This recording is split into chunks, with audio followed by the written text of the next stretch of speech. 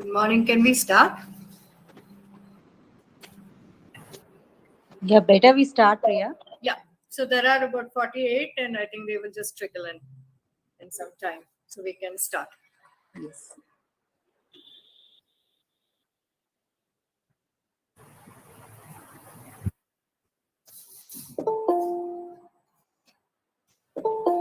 Good morning, everybody.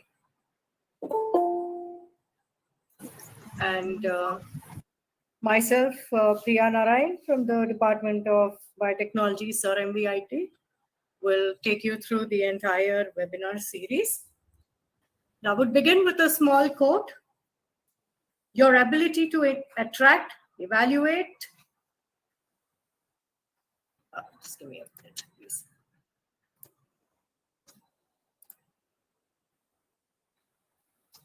I'm sorry, I'll just record the call.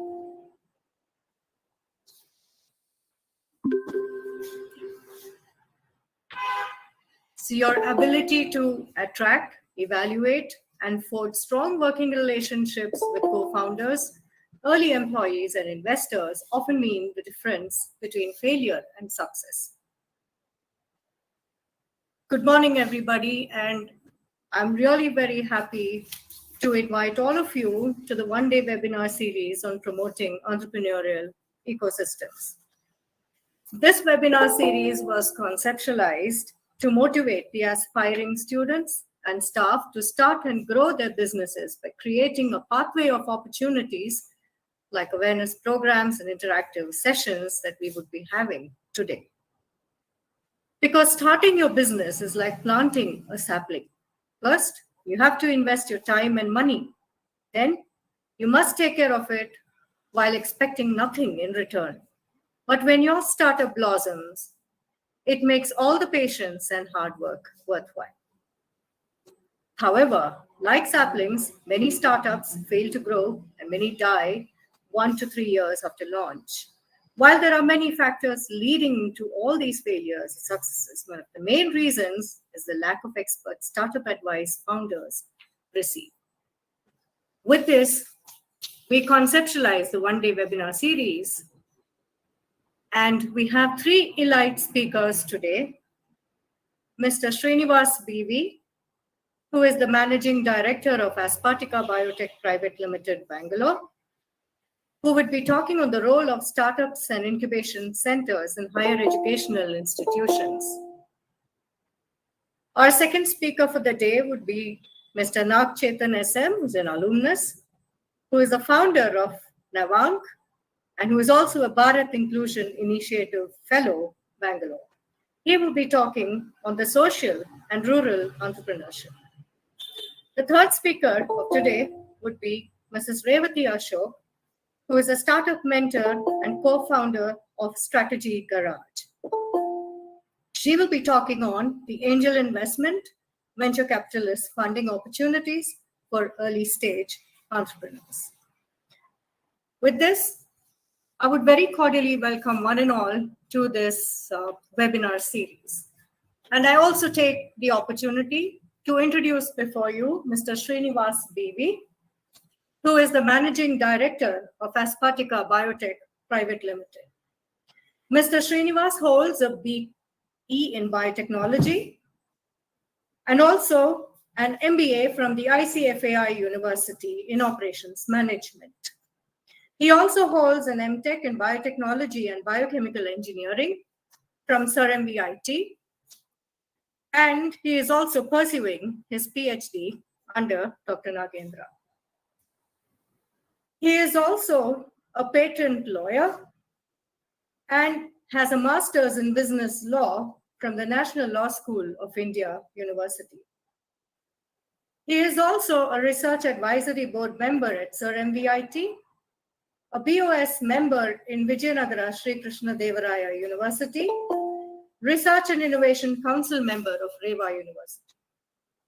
He has a number of accolades and awards to his credit, but I will need the whole day to read out all his awards, but I will mention a few of them. National Entrepreneurship Award 2019 by the Government of India, MOSD, Biosmart Smart Award 2019 by Government of Karnataka, Immunity Champions of the Year 2020 by WHO ICCIDD, BIRAC Innovators Award 2019, Top 10 Scale-Up Companies in India, Global Winner among Waste Beneficiation category by UNO-UNITO. He's also the recipient of the Biotechnology Ignition Grant Award to the tune of 50 lakhs, Distinguished Alumnus Award from Sir MVIT, co-recipient of SYSD Award from DST, recipient of the Idea to POC Award from the Government of Karnataka. He has also represented India in Biotech Japan, Tokyo in 2015, and also represented India Pavilion in BioBoston, United States. And he is also recognized as top 50 innovators in India by CII for 2 consecutive years in 2015 and 2016. We are so proud to have you here, Shrinivas, and I'm sure all of us would really gain a lot of knowledge and insights into startups and incubation center. I would also like to mention that Mr. Shrinivas is actually incubated at the Sir MVIT campus. Over to you, Shrinivas. Thank you, madam, for the introduction. I will just share the screen. Sure.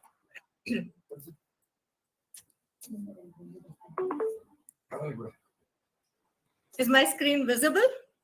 Yes, ma'am. Okay. Hope it's visible to everyone. Good morning, everyone. I thank Sir MVIT, Professor Nagendra, Principal, and Priya Madam, and all other team who has facilitated this program. So I thank everyone for giving an opportunity to talk about the role of startups and incubation centers in higher education institutions. Can I go to the next slide, ma'am?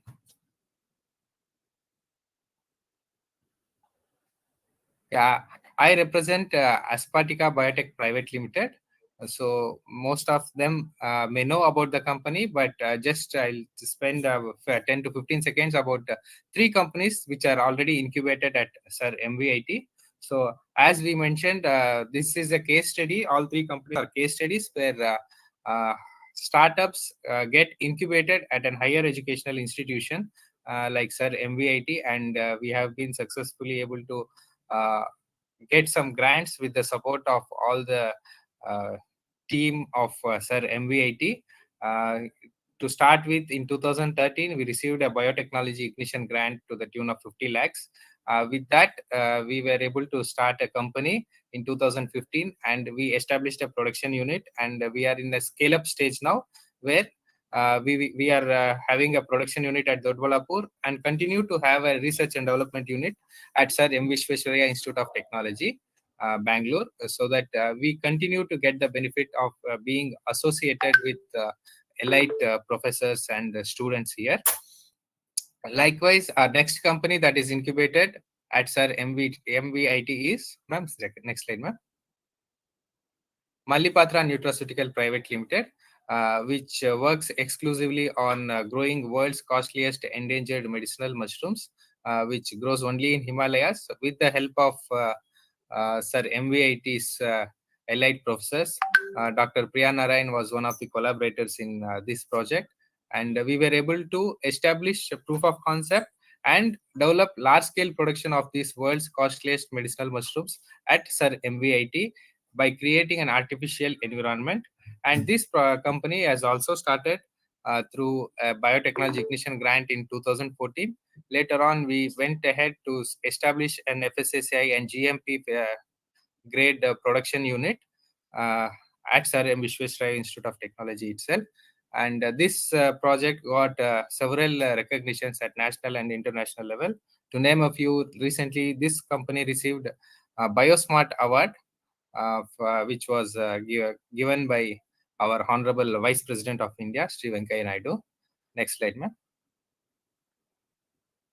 So Creamy Biotech LLP is another company which is incubated at Sir M. Visvesvaraya Institute of Technology, where the focus of the company is to grow the world's different types of insects The basic concept is healthy rearing of the economically important insects. At the same time, destruction of the harmful insects is the major goal of this company. And again, with the support of Sir MVIT, this company also received Biotechnology Ignition grant to the tune of 50 lakhs and Idea to POC grant to the tune of 25 lakhs and a small business innovative research grant of 25 lakhs in collaborative mode with Sir M. Vishwesvaraya Institute of Technology. And this company is also in scale-up stage. And recently, we received a BioSmart Award and BIRAC Innovator Award for this company also. Next slide, ma'am. So these are the three companies which started and successfully graduated from Sir M. Vishwesvaraya Institute of Technology from students alumni model.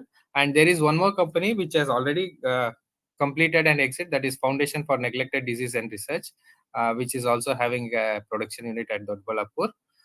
Next slide, ma'am. I would like to talk about entrepreneurship and its role in higher educational institutions from now. Next slide, ma'am.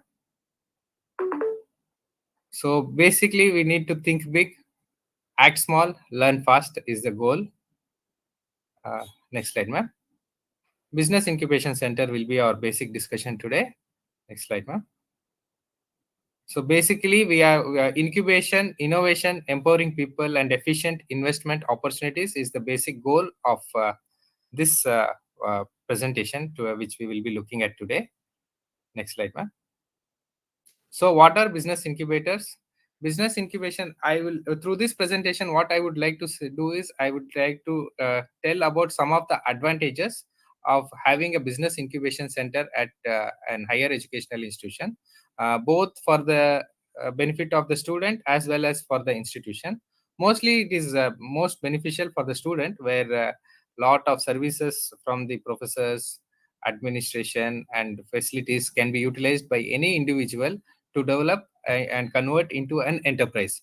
This entire presentation is focused on different incubation models and different facilities that and higher educational institutions can obtain by this model. So basically, incubation is a dynamic process of business development where we nurture young firms, helping them to survive in their early stages. So early stage of research is very critical, and therefore these early stage incubations comes from student ideas, project ideas, which starts from their academic projects.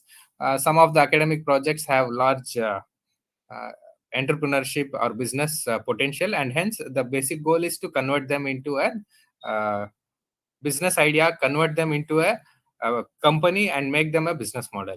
So that is the basic goal. So through these incubators, the advantage is the incubation support office space, meeting room, platforms to do networking, management assistance, and the specific requirements for will be provided by the incubators to these early startups. For instance, if any young graduate or postgraduate has a brilliant business idea, they need not hire their own space to create a meeting room. All these things can be avoided. Next slide, ma'am. So the industry basically this business incubation provides industry interface, entrepreneurship interviews, guest lectures that are being conducted by Survey MVIT, which is being conducted now. Similar things, and entrepreneurship lab will be provided. Opportunities for presentation, support for research, pre-market survey, market surveyability studies. Since higher educational institutions have different verticals of expertise, writing from mechanical engineer to electrical, electronics engineering, and all other features. So these kind of institutions have multiple opportunities where even the management programs are available within the educational institution. Professors from management also can help in developing a business plan.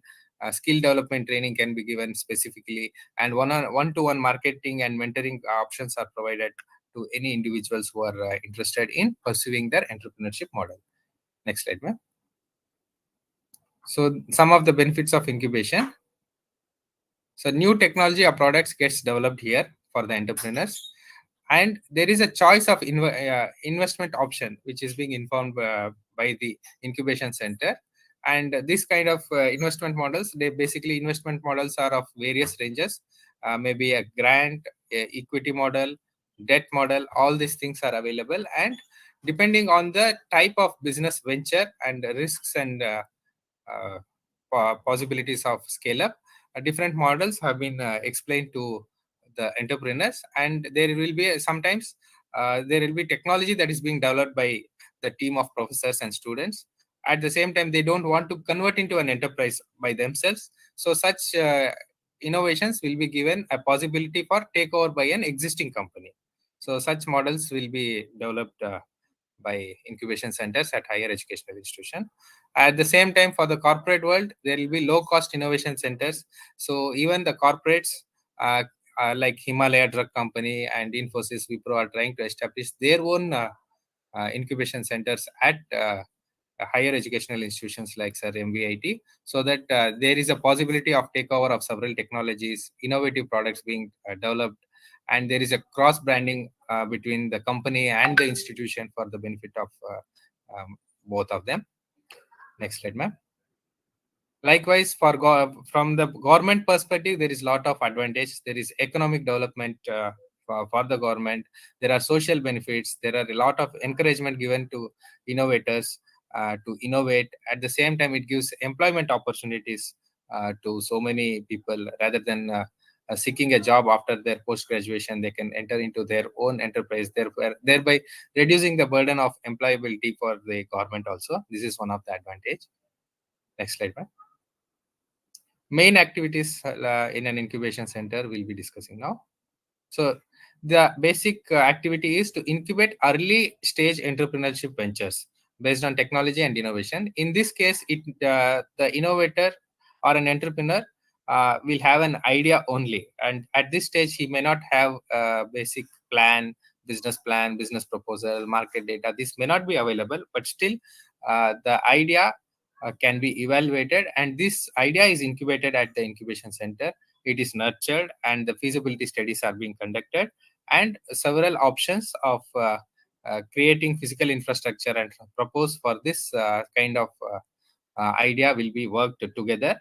And lot of facilities like networking with professors, professional resources like chartered accountants, purchase business mentors, consultants, advisors, all these people are available in a single pool for the entrepreneur to discuss their problems. Next slide, ma'am. And identify the technologies and innovations which have potential for commercial ventures. So out of 12 or 15 ideas, the most suitable ideas which are commercially viable will be selected with the help of advisors and mentors. And these kind of ideas will be selected further to promote and foster the spirit of entrepreneurship. And the idea is to carry out and facilitate knowledge creation, innovation, and entrepreneurship activities. Next slide, ma'am. So some of the key features are like you have flexible space for office, meeting rooms, event, and there is co-working space. So there is a multi-tenant option. Like as I mentioned, there are 3 companies or 4 companies using the same facilities. There is no duplication of equipments required, and everything is on shared basis. As a startup, we need not spend too much of money on several uh, uh, activities, say for instance business mentorship or an accounting personnel. Hiring a complete accounting personnel for a startup will be very difficult. So we have different people, experts available, whose services can be sought based on hourly basis, daily basis, or monthly basis as per the requirements of that particular firm. And the cost burden also comes down, and you get a very good knowledge pool with this system. So at the same time, there is a clear cut ethical and creative knowledge that can be shared, and so many regulatory hurdles can be easily cleared with the help of incubation centers. Otherwise, it is very difficult for a startup to establish and obtain several clearance lists like regulatory approvals from pollution control board and other places will become difficult. As in being under the umbrella of an incubation center of Sir MVIT, which is a higher educational institution, will support several other methods also. And it also helps in developing a sound business model, which is totally a commercial model. Next slide, ma'am. So the basic idea is of the incubation center is to find out an idea, uh, create opportunities, and build a community where people can work together and develop their marketing strategy, legal strategy, create funding options, utilize the space, events, and networks, and create an enterprise. Next slide, ma'am. So some of the basic rules that we follow in an incubation center is like as we all start a business plan which starts up with something and ends up with something else. So there is a no direct linear efficiency, because as a student we start up with something, and with support of a lot of professional advisors, we monitor. It is being monitored. Lot of plan A, plan B is given, so that make sure that we create a sustainable model at the end of the venture. So most of the time it is seen that 2/3 of the companies, we start with something else and end up in creating something else, but which is much more successful than we initially thought of. Next slide, ma'am. And in a professional startup network, the advantage is we don't have too much of confidentiality. However, these startups and professors have a lot of confidentiality agreements, other things in place, so that there is no secrecy that is being hidden, so that we can openly discuss our problems with the professors, and our IP will be very safe, and we can develop much better models, is the basic idea. Next, ma'am. So we don't need to worry about the financial security, because there is lot of co-working space, and shared mentorship, shared facilities are being used, and funding opportunities will be provided uh, with the help of various organizations, which we will be discussing at later slides. Next slide, ma'am. So there is no hierarchy here. Everybody is treated equally. A student, professor, managing director, everybody sits together, and there is lot of brainstorming sessions that happen to make an innovative, very, very capable business model. Next slide, ma'am. So there is no hardcore rule. There is no monitoring systems and other things. Everybody does their work on their own independently with the support of mentors. Next slide. So this is how startups would generally go at, and we end up being either successfully going into the market, or we can also be acquired by very big companies, like uh, the limited companies or listed companies can come over and take over the company, which is being started at an incubation level. Next slide, ma'am. Next slide. So I entrepreneurs are everywhere. So every student is an entrepreneur, and we need not go to a garage to start up. Our institution itself, incubation center itself, is a model where entrepreneurs are created. Next slide. So entrepreneurship is management, where all the management facilities are provided within the incubation center. Next slide. So there are various learning opportunities, as I mentioned earlier. Scientific, technical, regulatory, management, everything is being provided by the incubation center with the help of higher educational institution professors and experts. Next slide. So accounting systems are also being taught with the help of management and other staff. Next slide, ma'am. So build a model, measure it, learn it. It's a continuous process. We keep learning every day, and it's a continuous process, and it's a closed loop where we keep on doing the same thing, so that consistently we keep improving the quality of the product of the startup. Next slide, ma'am. So these are some of the incubators in India. Some of the lists we have been made, and we hope, sir, MVIT's incubation center also becomes one of the successful models like this, and we make it a structured model very soon. Next slide. So this is the life cycle of business. So I would not go detail into it. We will have it at some other sessions about different investment opportunities, objectives, other things. Next slide, ma'am. So innovation, most of the time we have innovation, but we lack execution. So execution is most important thing. The innovation, which is multiple by execution, becomes an innovation. Most of the time we have an invention at academic institution, it becomes an innovation when it is properly executed only at that time. So the role of an incubation is to make sure that an innovation is converted into an innovation with proper execution. Next slide, ma'am. So this is a full circle, as I mentioned, who with different questions that we raise. Who is our buyer? What is the product? How are we going to do it? How are we going to scale it? And all these things will be worked together by several startups in an incubation center. Next slide.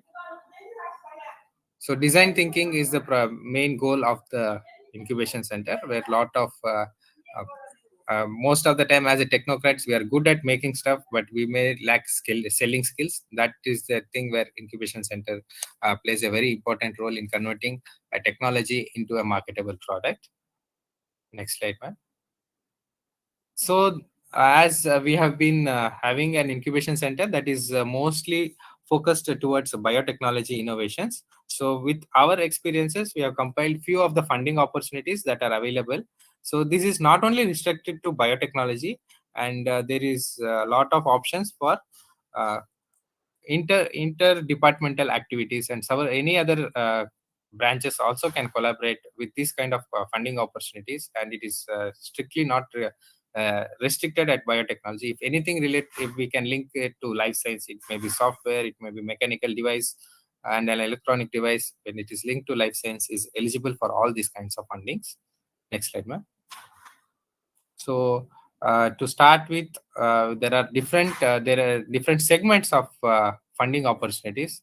To say like biotechnology ignition grant, other things which are given funding at initial stages. Once the proof of concept is established, several other funding opportunities are available, like biotechnology industry partnership program, technology development board by DST, and Prism DST Prism is available.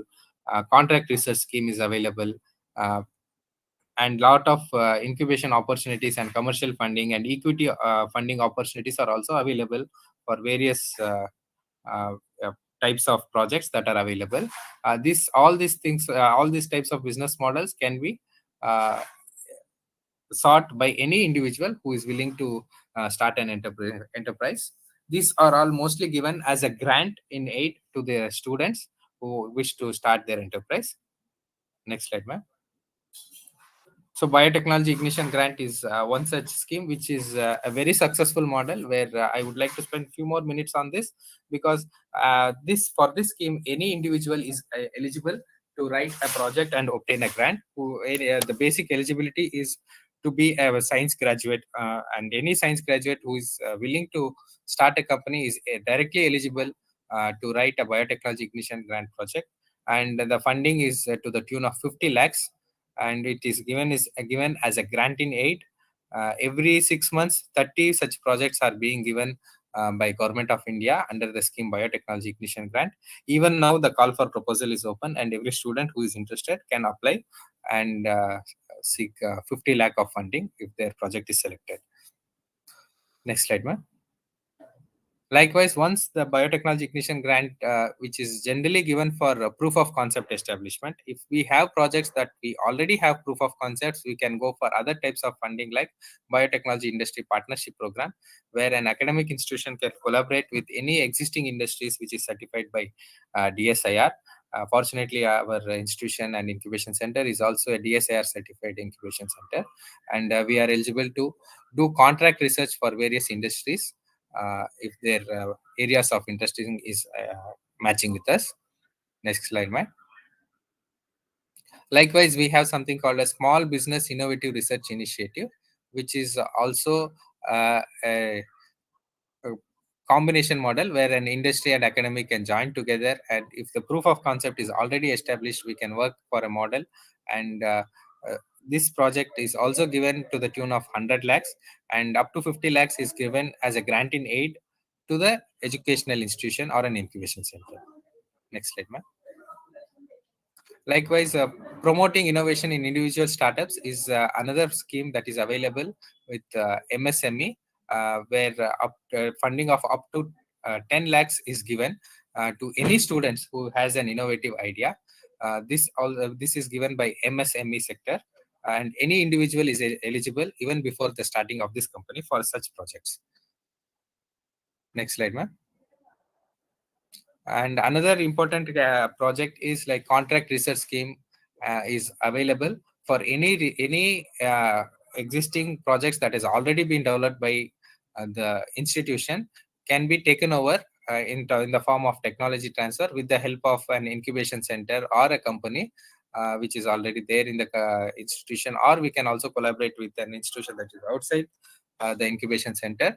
And these projects are also can be taken forward, and a lot of funding opportunities are available. And under AIR scheme, academic industrial research, the funding is up to 50 lakhs, and under contract research scheme, there is no limitation of the funding if the project is very good, and 100% is given as grant in aid to the up to the tune of 5 to 6 crores also. Next slide, ma'am.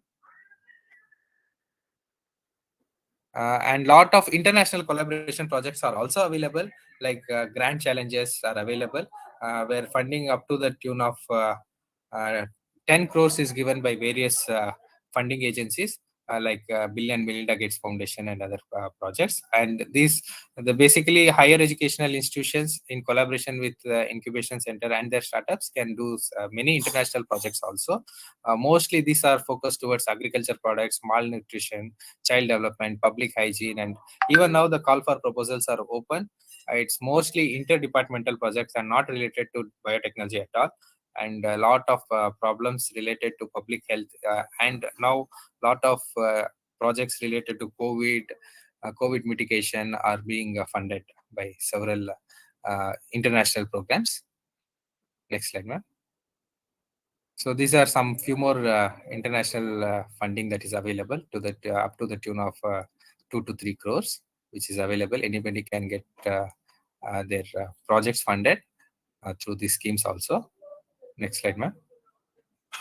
So finally, no idea or no project is small or big. So it's one of the famous uh, wordings by Azim Premji. I would like to use that to conclude. If people are not laughing at your goals are too small. So don't worry about any of the outcomes. Definitely with the support of allied professors and incubation facilities, any projects can be converted into a proper business model. So I would like to conclude here, madam. Just shared few of the experiences that we had been going through from past 6 to 7 years by establishing an incubation center and converting them into an enterprises with the help of students, faculties, and other expert members of the institution.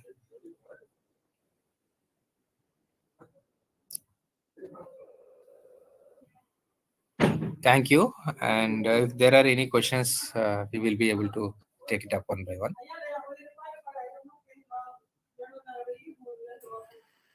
Thank you so much, Shrinivas. That was really so informative and really a crisp presentation. Thank you, madam. Since I'm outside, I had connectivity issues, so I'm not able to switch on the camera. Okay, yeah, we understand. Yeah. We understand. In fact, we're really so thankful to you, because though you have so many commitments and you're actually in your native, Yeah. but you were still able to make it. So we're really so happy about it. I would now throw the floor to discussions. Students, faculty, anybody who would like to put forth their thoughts.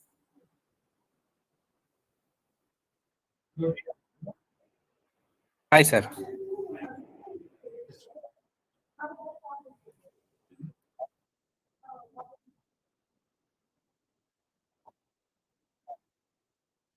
Yes. Yes, sir.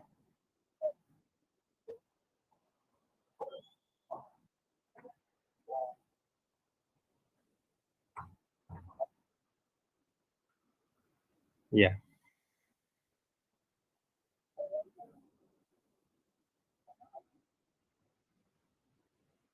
Yeah. Yeah.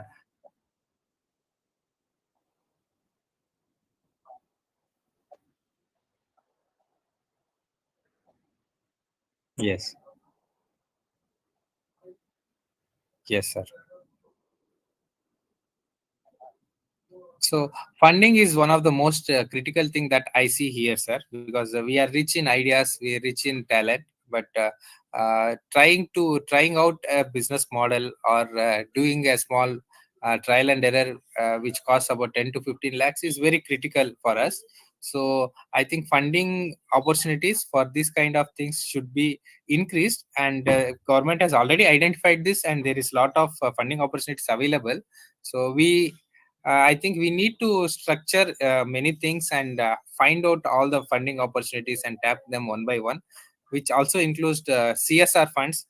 We always know that government funding takes time and it's always milestone based and other things. Now, many companies are coming up with CSR funds where 2% of their profits will can be given to any incubation centers. So those things can be easily tapped. I think Sir MVIT has rich contacts with several companies, and most of our alumni are there in a very good commanding positions. I think these things can be taken up with them, and we can seek a lot of funding opportunities with an equity model also.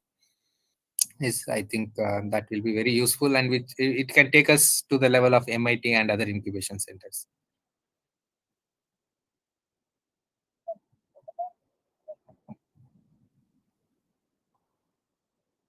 Yes, sir. So. Yeah.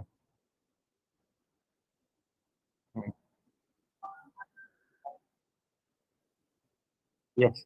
Yeah, yeah, definitely it is possible, sir. There are a lot of policies available. And at Sir MVIT right now, we are running as an ad hoc incubation center.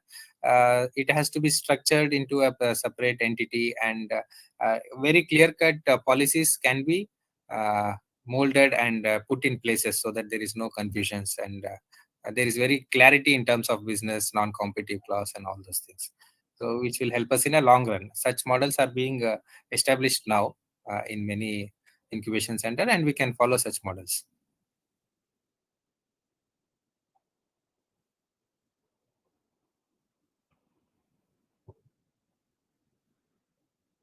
Definitely.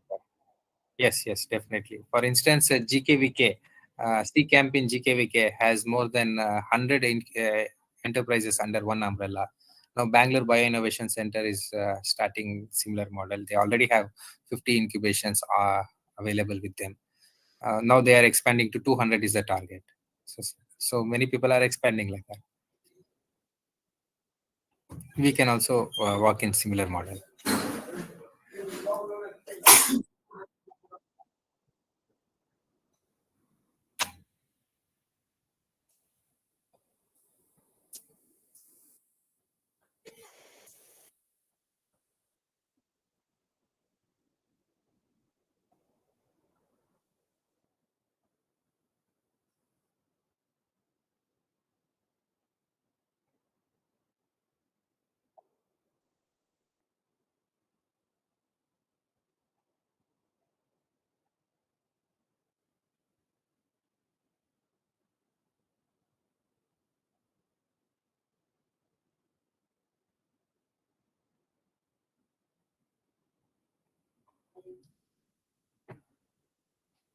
So students always hesitate to ask questions in public forum.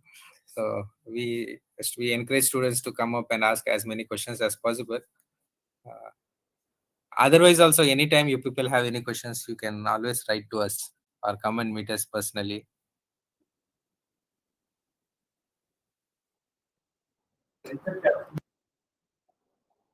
Yes, yes. Any more questions?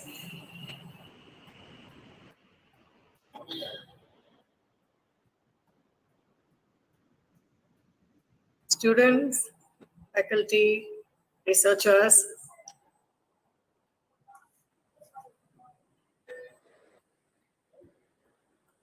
Yes.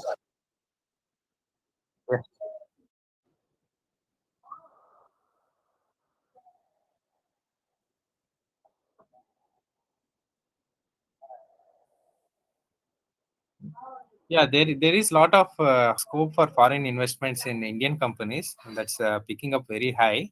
Of course, there are some hurdles in taking foreign investments, like very simple things like Indian government has approved foreign direct investments up to 49% in any startup companies. So there's a lot of opportunities, but when it comes to biotechnology sector, there are certain hurdles like National Biodiversity Act does not permit any foreign director investing in an Indian company.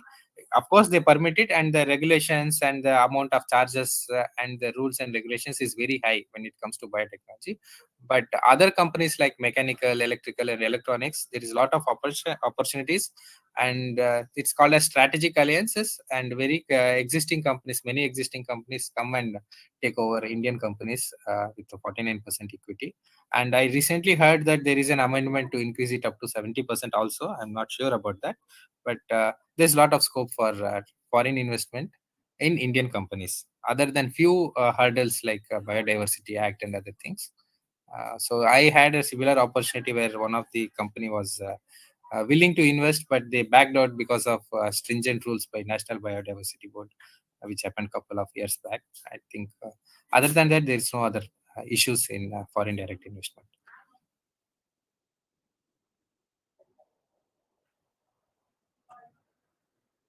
Yeah. Yes, yes, that's right, sir. Yes, ye- correct. That's right. Yes, sir. Thank you, sir. Srinivas, I just had one basic question. So, Yes, just for the benefit of all the participants over here, sure, ma'am. there is always something called as a pre-incubation center and an incubation center. Could you just highlight the subtle differences between the So most of the time, what happens when people have idea, but at the same time, that idea needs to be validated. This is called as pre-proof of concept. See, most of the things that is done at bioinformatics level, or at in vitro level, needs to be tested. So those things need, before coming into an incubation center, needs to be validated by an educational institution setup. To That's what, when we were mentioning about the pre-proof of concept, some of the concepts need to be evaluated for market potential. We may have a very good idea, but there may not be a market need for that. So such things will be screened out at a pre-incubation stage. So we need not come into a complete structured setup and lose our time. So such models can be worked out at pre-incubation centers, and those ideas can be slightly modified to make it market viable. So that's the small difference between the pre-incubation and incubation center. Okay, that's yeah, because there's always a kind of a confusion, right? Right. What Yes. exactly is a pre-incubation and what is an incubation center? That's fine. So during the initial stages of research, or during the initial conceptualization of, say, a product formation, what kind of funding is actually available? For initial funding, like DST has funding for students under Women Scientist Scheme and Scheme for Young Scientists and Technologists. Those schemes are available. MSME has funding options under PRISM, which we mentioned in our PPT. PRISM scheme is available. And Biotechnology Ignition Grant Scheme, as we all know, is available for the uh, proof of concept establishments. So, Srinivas, this ignition grant, Yes, ma'am. um, faculty are not eligible, right, to apply for it? Faculty are eligible, ma'am, provided they take a sabbatical after getting that grant to the period of 18 months. Okay, So they so you, expect them to work on that project full time until the project is completed. Or you can have a team who is working. You can be a mentor or a co-investigator in that project for the ignition grant. That is always possible. Okay. Any other question? Yes, sir.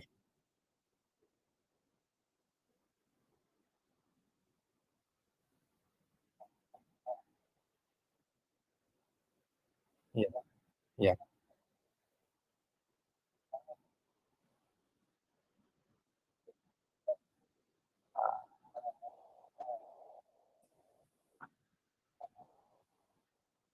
We see that personally. We see that most of the funds have been diverted towards COVID-related projects.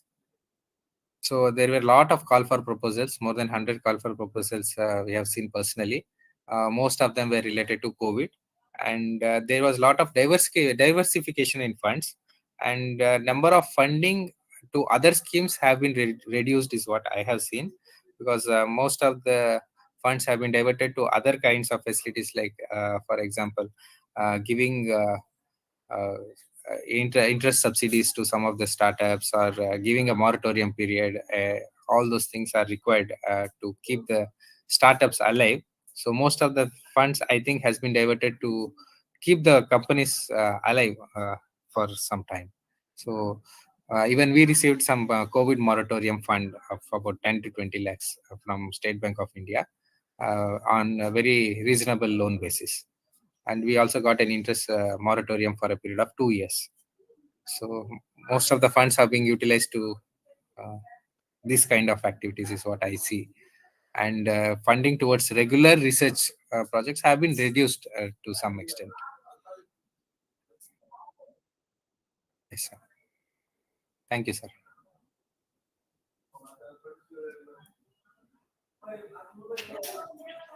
Any more questions? Anybody else?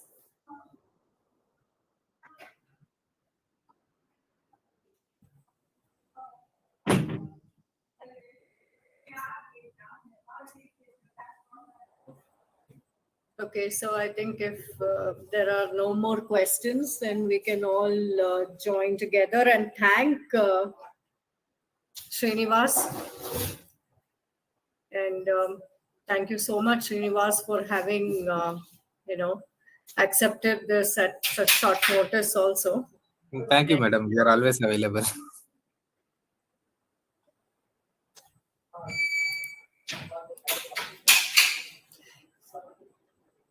So if maybe if you could share your email ID with the participants, then if they do have any questions, they can Yeah. actually reach out to you. They can easily reach out to us at info@aspartica.com. Info at Aspartica, ASPARTIKA.com. If you could kindly repeat it. Info. Info info Yeah. at Aspartica, ASPARTIKA.com. So participants, you can kindly make note of this. So if you do have any questions even later, you can always reach out to Shrinivas, and he is an extremely enterprising person, and you could reach out to him. And he is I would say he's a role model to all of us. Absolutely. So very proud of Shrinivas. Thank you, madam. Anyway, once again, on behalf of all the members of the IIC and the whole of MVIT, we extend our heartfelt thanks and gratitude to you for having shared all your experiences. Thank you, madam. In spite of your busy schedule. No problem. Thank you. Yeah, thank you so much, Srinivas. Thank you very much. And our next talk will be, will start at 11 o'clock. And I request all the participants to either stay logged on, or you could rejoin at 10:45 after a short 10-minute break. So we would have Mr. Nagachethan, who will be the next speaker, and as well as Revathy Ashok. Both of them are seniors in the domain. So Please do not miss out on the talk, and I request all of you to kindly join in at 10:45. So, thank you very much.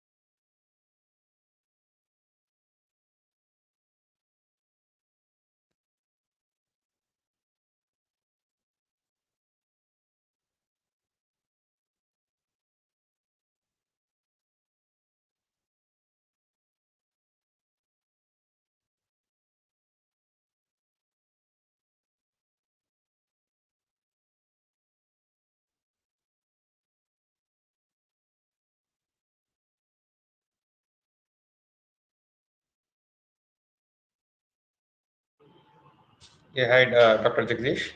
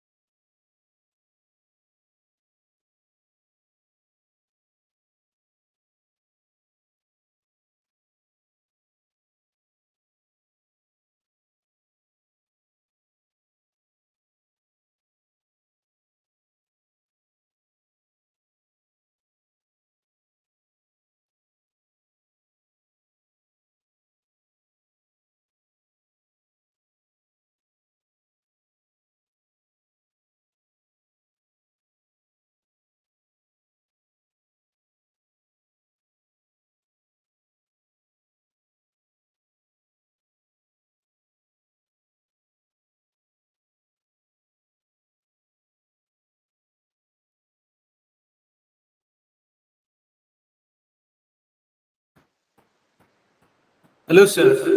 This is Jagdish here.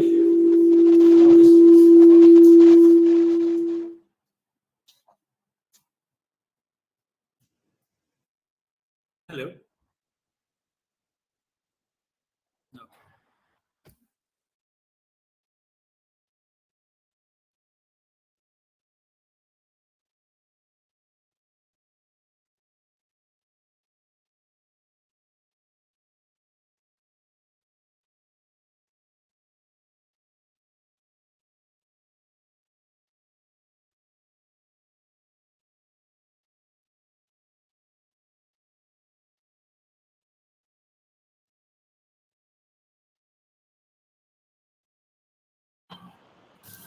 Hello. Yeah, good morning, Dr. Jagdish. How are you? I'm fine. I think let me start. Uh, yeah, the session. And could you also give me the sharing, please, so that I could share my presentation?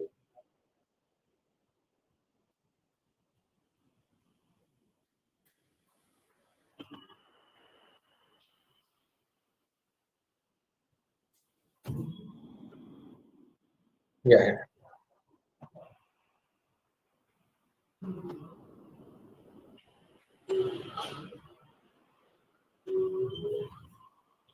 Is it visible now?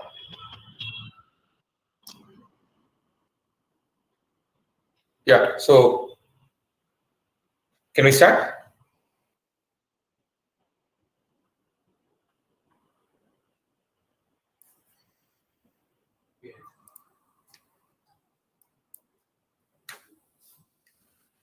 Good morning, Nagachethan. Hope you're doing well. Yeah. Good morning.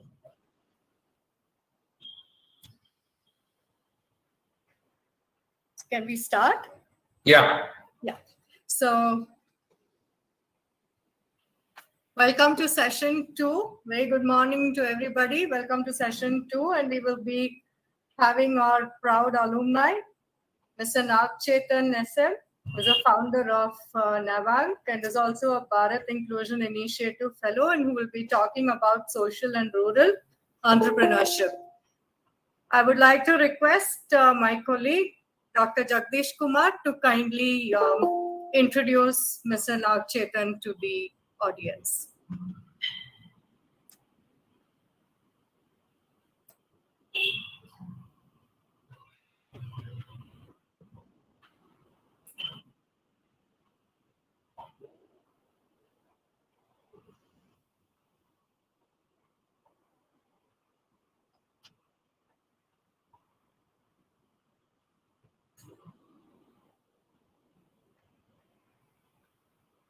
Two 2000 to 2004 batch.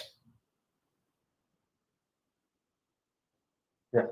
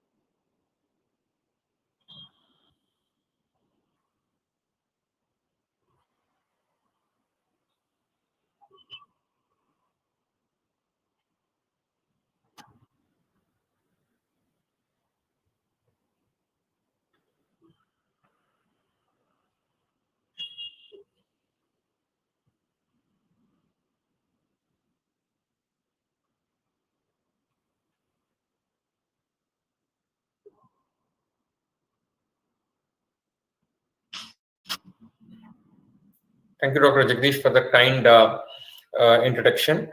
And I feel it extremely honored and very proud to be part of this session. And Dr. H.G. Nagendra has been one of my inspiring individuals across my engineering. I think today what I am is partly because of people like Dr. H.G. Nagendra, Professor K.V.R. Prasad, such kind of individuals who have always been source of inspiration when we were at the college, and we always felt going to college was more fun and educative at the same time. So we had pleasure of having been learned under them, and then that actually guided us to go further in our lives too, and has made us to reach whatever we are trying to do right now, right? So I hope that kind of guidance will come from them for in the times to come as well, right? So having said that, let me start with what I want to deal with today. So in this 30 to 40 minutes of session, I don't know how it will roll out. I wanted to be more open, so guys can ask questions. You can put me in chat, and you can ask me questions, or if you feel want to do, you can unmute yourself and ask questions. I'm fine with both ways. And so what I would be taking up, I don't know what was the first session about, and who I think Revathy Ashok was the first speaker. No, it was Mr. Shrinivas who was the first speaker. Revathy Ashok will be joining in shortly. Sure. Okay. So definitely then that would be a good thing, because I would have put some foundation about how a venture capital works, how funding works, and then you can ask more questions to Revathy, who is actually would be giving some money if at all if you're finding out any enterprise, right? So please feel comfortable asking questions at any point in time, and do not hesitate to ask questions, right? So let me go to the presentation.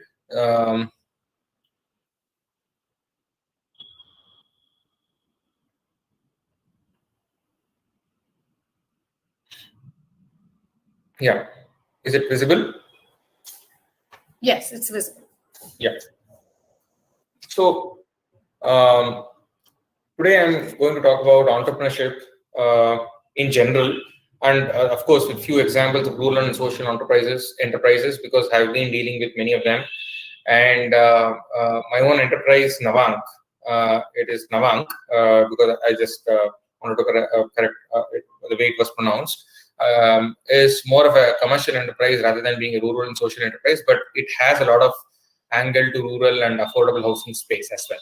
So, but entrepreneurship is entrepreneurship. So whether you are solving the rural problem or you are solving the urban problem or you are solving the social problem, it is an enterprise. And an enterprise per se, the character, the basic fundamentals, the basic idea doesn't change. So that's what we were taught, right, in our management schools. So whatever may be the enterprise has to have a business model, has to have a revenue model, has to earn some money, and then has to sustain itself for some years to come, right?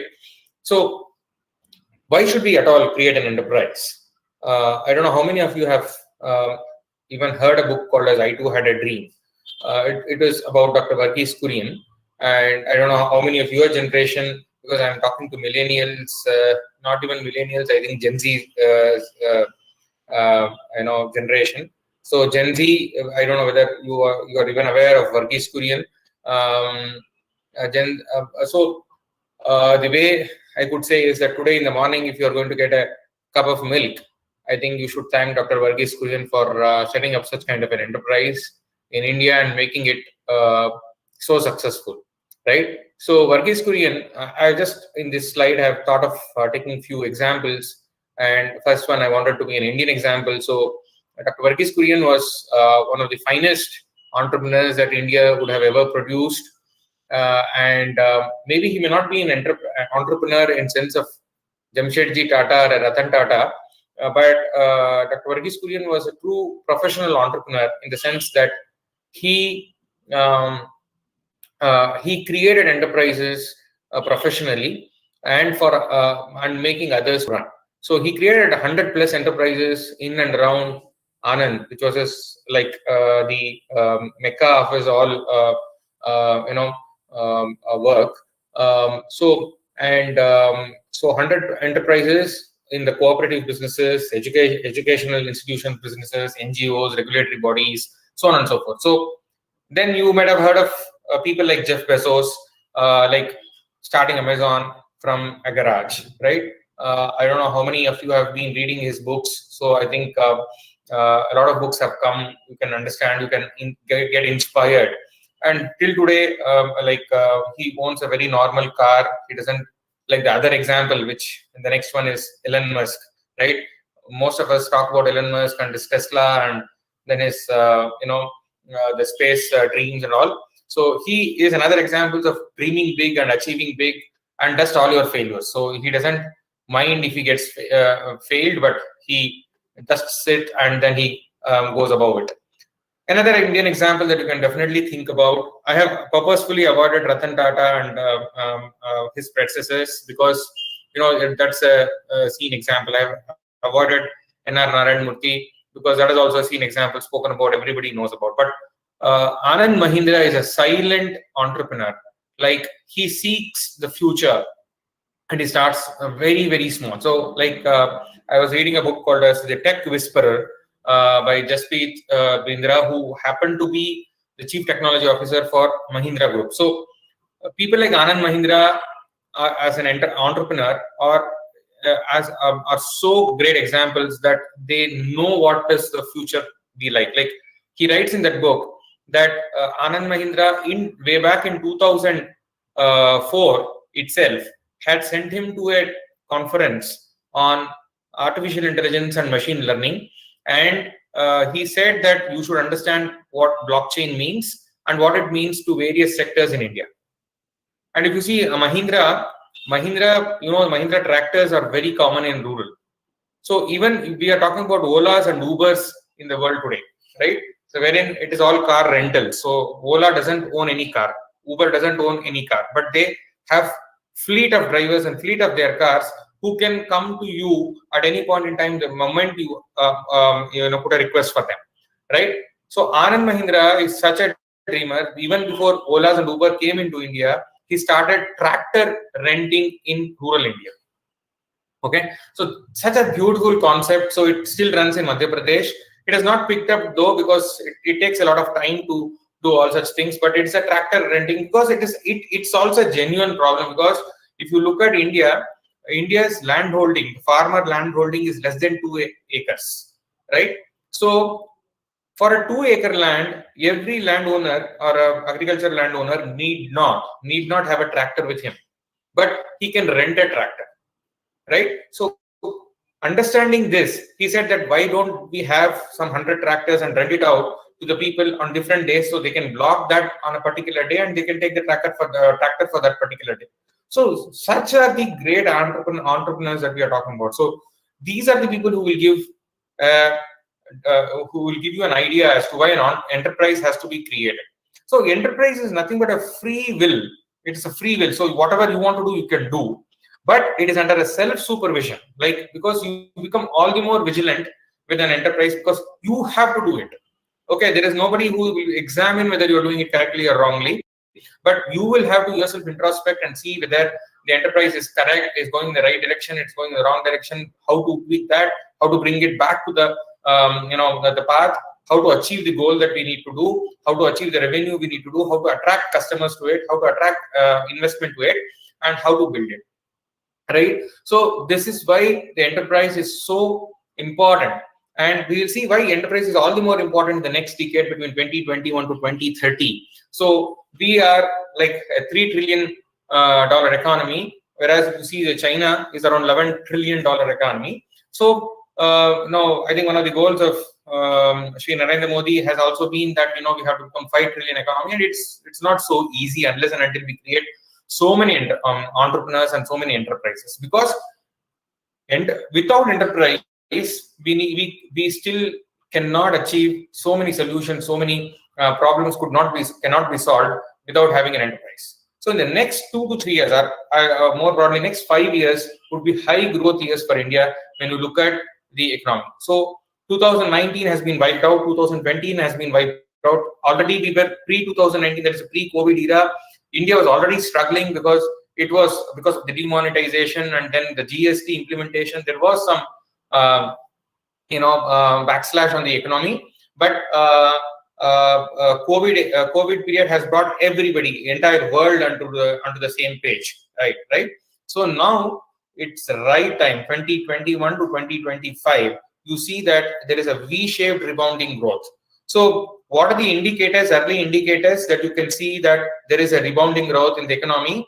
Is investments at seed stage and ideation stage are increasingly, and I can see tremendously happening as I am speaking to investors for my own firm, right? So and we are still in the stealth mode. I am still in the stealth mode. I have not taken a 100% plunge. So I am still talking to them at the ideation stage, and just one customer we have onboarded, and then but still people are interested to look at it. People are interested to give some kind of a funding for it.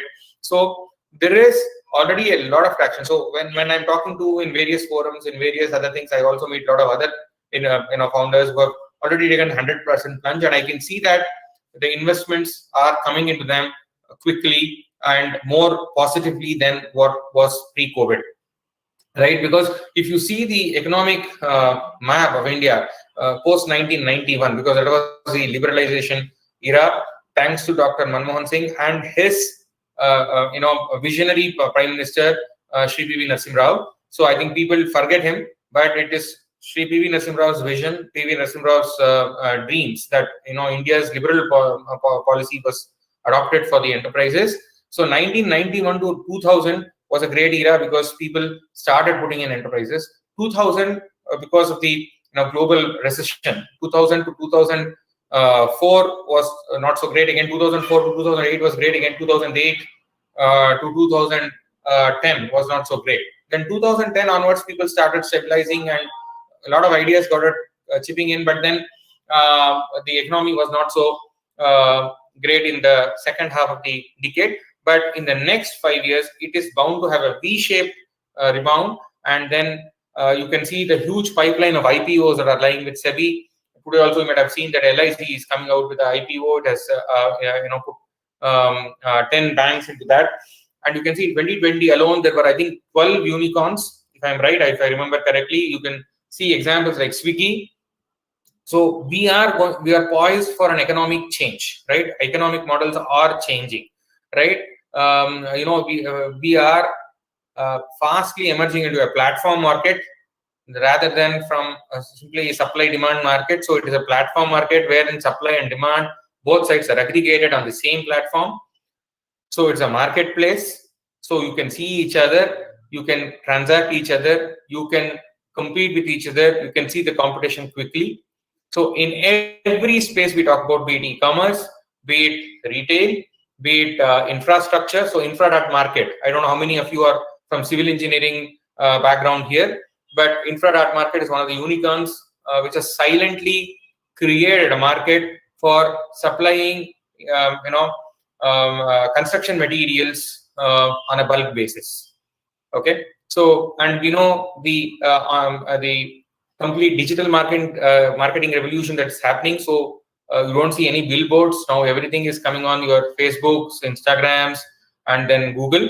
Then people are also following it up. So I have been involved with Navi in a very early stage, and I could see how digital marketing actually works.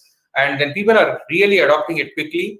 And then you can see that 50% of the 130 billion, 50% of the people today have smartphone, and roughly 90% of the population, almost of the usable population, has the mobile phones in some order. So 50% are already smartphone users, and that is going to only go up, and then it is going to change the economic models the entire world is operating. Of course, India is a great marketplace for that even, right? So these are the things why we should think of doing an enterprise. This is why we should create new things. Please read about how platforms are being created. So please read about there are various articles from one of the platforms economies pioneering giants called Sangeet Paul Chaudhary. Sangeet Paul Chaudhary is today based in Singapore, but then Sangeet Paul Chaudhary is IMA graduate, and then he's an Indian, and he's the pioneering writer on platform economies. You will understand how platforms work. Read another book called Peers Inc., which is also a platform marketplace explained. So you will understand why an Amazon works, why Uber works, why a Ola works, why a Flipkart works, and why a company like Urban Clap, right, works. Like today we are seeing that aggregation of a plumber, a painter, a carpenter, like a person even who cleans the house and other things, getting aggregated onto a platform. So these guys are not even educated, right? So but they are still getting trained. They are still getting work from these platforms. So you can see that the economic models are changing, and then if your enterprise is going to contribute anything in that, I think it's going to be a great time to be in, right? So then how to start an enterprise? So I will come to the point that so there is a great it's a great time to start an enterprise. So how do we start? So we are all like, and I think most of you are undergrads and there are postgrads. So do not worry about whether you're an undergraduate or you're doing a postgrad. So I am working with one company called as Pixele, Pixele. So he is one of the best examples I can quote for you guys, is that he's just 25-year-old, right? And then I am working with him because he has set up a call center for us, and I don't know him. He is sitting in West Bengal somewhere, and I am here in Bangalore. He started this company of gig economy platform. How many of you are aware of gig economy? Anybody aware of gig economy? Anyone aware of gig economy? No. So gig economy is nothing but what I was talking about, like Urban Clap, aggregating this blue-collar workers into this one. So there will be many of those works today which is considered to be difficult, or considered to be, this one not so great, will become great, because you can see that a lot of blue-collared works will get aggregated into platforms. So Pixele, coming back to the example, Rishabh Agarwal, you can check him on LinkedIn. So Rishabh Agarwal started his enterprise when he was in the third year of Vellore Institute of Technology's course. right? So he started then, and today he is not even having any investment, but he's a profitable company. So that's what is the key, right? So customer is the key, customer centricity is the key. Okay, then you can see all things fall in place. So you should start with a why. What is the problem? Why should I have this solution? Or why is this like this? What could be the solution for this? So that is the key. So defining the problem is the key. We need to understand that, we need to understand it from the perspective of a customer rather than understanding from, so if I am an engineer or if I am a manager, I should not understand the problem from my own perspective. I should understand the problem from the perspective of the end customer who is going to use this. How am I going to solve his problems, or how is that customer going to perceive this particular problem, and what are his issues that he will face with respect to these problems. I think these are the things that we need to. One of the greatest examples that I learned at IRMA in the cooperative sector. So when Dr. Kurian, if you read that I Too Had a Dream book, you will understand that when Amul was started, the milk to Gujarat used to come from Bombay, and there was one famous dairy which was a private dairy, and then and milk from not milk from Gujarat used to go to Bombay, and then all these when the dairy products went through this private dairy, sometimes this guy used to say that your milk got spoiled, hence I will not pay, and there was no other way of protection and other things. So this was the problem that Kurian wanted to solve, and he adopted cooperative method to do this. And if you see one of the greatest pioneers of cooperative movement in the Europe and the West, called as Mary Parker Follett, so she says about customer centricity. She says that the first thumb rule in a cooperative enterprise is not that I will do good for them, I will do good for farmers, I will do good for the villagers. No. So be very clear. This is why I said there is nothing called as a social enterprise. There is nothing called as a rural enterprise. Yes, you work with society, you work with rural society. That's a different thing. You work with farmers. That's a different thing. But every enterprise has to solve this has to solve the problems with a point of customer centricity, right? First, it has to solve that problem. Then the method could be you taking care of those farmers and all such things. So Amul is one of the finest examples of bringing in highest payouts to farmers. Why a farmer in Gujarat will still pour milk to Amul and not run away? So now Amul did a lot of other, Amul was replicated in every state. I think except Amul and Nandini in Karnataka, in all other states it failed. If you go to Andhra Pradesh, you still feel a Nandini ghee is sold there. If you go to Tamil Nadu, you can still see that slim milk of Nandini being sold there. But the regular milk of Tamil Nadu would be very less in Avin, which is the Nandini's equivalent. But there are many other like Arogya, then Heritage, and so many others, Tirumala and all. It has come into Bangalore market also, but their market share is too low, right? So that means to say that they have solved the problem of the customer so diligently. And I have worked extensively with Sachin, who was the founder of Flipkart in the last 1.5 years before moving on from there. So there, I could understand that every point in time is to say, how is the customer getting benefited with this?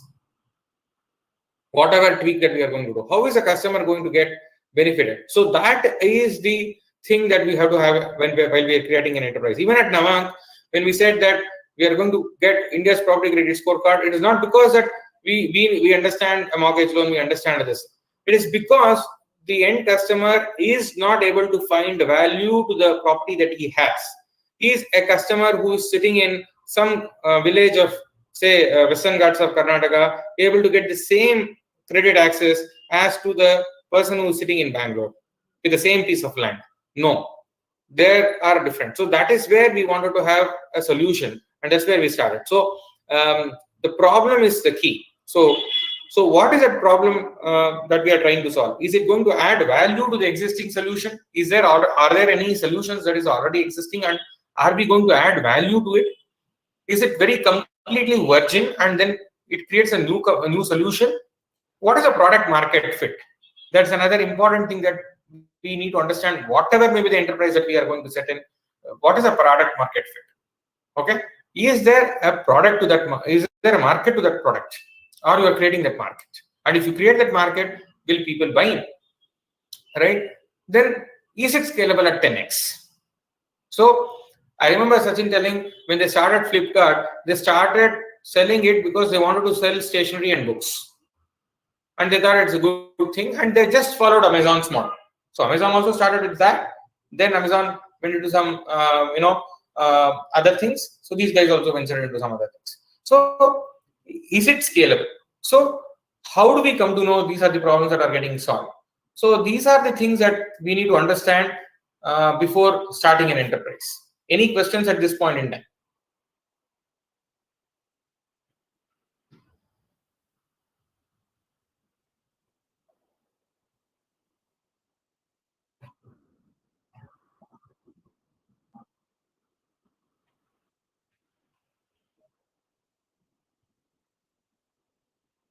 No, I think I don't know exactly about the commercials of Nandini versus Amul, but definitely Amul is far ahead in terms of its revenue. But I can see that Nandini also quickly diversifying into various segments. I can see that Nandini has brought in various new segments of in making sweets from the ghee that they have, then instant food and the instant mixes. I think they're also diversifying into different verticals. But yeah, Amul is more successful because of its total market capitalization and more penetration that it has, and also because of the revenue that it generates. And if I talk about organization, of course, Amul is much more a cooperative as compared to Nandini, because Nandini is slightly more politically controlled cooperative, I might call it. Yeah. So the key is to define the problem. So how do we define the problem? Think of the stakeholders of the problem. Who are these stakeholders? Who are the people in this problem statement? Who are the role players in this problem statement? Who are going to use it? Who are going to deny that usage? Who are going to facilitate that usage? So these are all stakeholders. One is a person who uses. One is a person who will create impediments to use. One is a person who will create a channel for using, that is, who will facilitate using it. So these are the various stakeholders that we have. So if for every problem has a stakeholder, so we look at the stakeholders, and if there are any present solutions which are very even close to the problem that we are solving, just try to see that what they are doing. You will get a lot of ideas by the mistakes. Like for example, the finest example I can say is between ICICI and HDFC. ICICI Bank is a pioneering bank. ICICI does lots of innovation in financial sector. But when you look at HDFC fares much better than ICICI Bank, because it doesn't innovate. It doesn't do anything. What it does is it just stays to see what ICICI does. Right? Now then, ICICI does for the first time, it innovates, and hence there are a lot of failures, a lot of learnings. So HDFC takes that innovation, takes that failure, just corrects it, makes it a good improvised process, and implements it. So there are people who can just improvise. Believe me, in India, in a country like India, even if I am saying that Navank is the first property credit scorecard, there might be people who are already trying or who are already conceptualizing in that way. So I am proposing, or I am putting the positioning of this particular product as a first thing. So I might still get the advantage, and people might think that it is this one. But I am sure that there are 4 to 5 others who are already thinking about this idea, but they are in some other stage of solving the idea, or they are going to take a different route to solve that idea. So do not worry about the competition. This is one more important concept that I learned working with Sachin, is do not worry about the competition. So people think that, okay, if I have to be an entrepreneur, what I should do is I should have an innovative product nobody else should have. Okay, but Please believe me, that is not the case. We are a 1.3 billion populated country, and you cannot just imagine that you are the most intelligent guy in this world. No. There will be so many other people more intelligent than you who would have definitely done somewhere or the other. But it is not the solution that you are going to solve. The problem is the key. It is the execution of that solution is the key. So try to pivot, try to iterate that solution. You will get an entrepreneurial solution for it. So then comes your technology. See, people also think that, okay, one, it should be a great innovative idea. Second, they think that there should be a lot of technology involved in it. Third, they should see, I will do only when I get a lot of funding, right? So these three, I think these were three assumptions even I had when I started all this, right? But now, while I talk to people, while I know that it is not. So in a time to come, all these three things will happen. That you will become a great because 5-6 people will try, and if you execute well, only you will survive. So hence you will become an innovator. Then technology will come because as you keep doing it, when you want to scale up, technology will have to come in. So you will build customers and you will get money. So you will build technology. Then once the customer comes, everybody wants to fund you because they also want to make money through you. Okay, so funding is later, but start with customers. So technology is later. Start with minimum basic viable product. Start with so if you want to build a great, platform, start with an Excel sheet. Okay, take an Excel sheet of all service providers, take an Excel sheet of all demand, try to connect them over a WhatsApp group, try to make them. So one of the finest examples I was reading the other day, I don't know how many guys have even downloaded an app called FinShots, FINSHOTS. Okay, FinShots. These are a group of 3 pass outs from IIM Ahmedabad, 3 individuals. So they said when they passed out of IIM Ahmedabad and they were thinking of FinShots, one, they didn't have money. Okay, they were one of them was left with some 40,000 rupees in his bank balance, which was completely earned out of his job, which he did before IIM Ahmedabad. Second, his family needed him to work so much because he had lost his father and his brother was the only income earner, and then he could not do anything. And third was also having a lot of loan and other things, and he was first person from his family to achieve so much of getting into IIM Ahmedabad and all. And all 3 were hell-bent upon to start their own enterprise. They didn't want to go to a campus placement and sit and do a job. So for the first 3-4 months, what they did was they just created a WhatsApp group and started sending 1 news item per day, kind of a stuff by writing. And none of them were good in technology. None of them were good in English. And here there were 3 people who wanted to start something kind of a blog, writing in English, using some technology method, and writing on finance. So they were good at finance because they were graduates of IIM Ahmedabad. But when they started, they didn't know that it will become an app, it will become a big thing, and they will also start an insurance company, and they will make money through that, and they will get investors. No.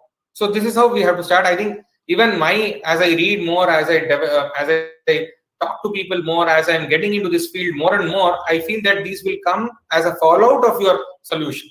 And this will come as a fallout of your confidence in that solution. This will come out as a fallout of your customers' confidence in your solution. So all these things will come. So do not worry if you have a great solution. So I will tell you, in the Brigade REAP program, of which I am an accelerated part, a great example I can give you. There is one company which is called as Favo, which is building, a robot-based designing application for affordable housing. Now, these are a set of 3 students, one a senior batch fellow, and then 2 are just pass out girls, having come together to start a company. They do not know finance, they do not know how to get a funding, they do not know anything, but then they just are concentrating on the solution. So Navank, along with Favo, is also part of the Shelter Tech thing. Only 2 companies from the cohort of 7 got into this. So we are part of with them. So we interact. So they are not like I am 12 years old experience there. So we have another guy who's 20-year-old experienced in another company. But then apart from us, all of the others, many of the others were people who are coming, just graduating from the colleges. And one of the finest examples in the LinkedIn, you should just check about Rahul Mathur. He is just a 25-year-old kid, started a company called Bima Pay, has got into the Y Combinator last batch, and then he has been tremendously good at getting funds from I think Indus Capital, I think so. He got around 3.5 crores.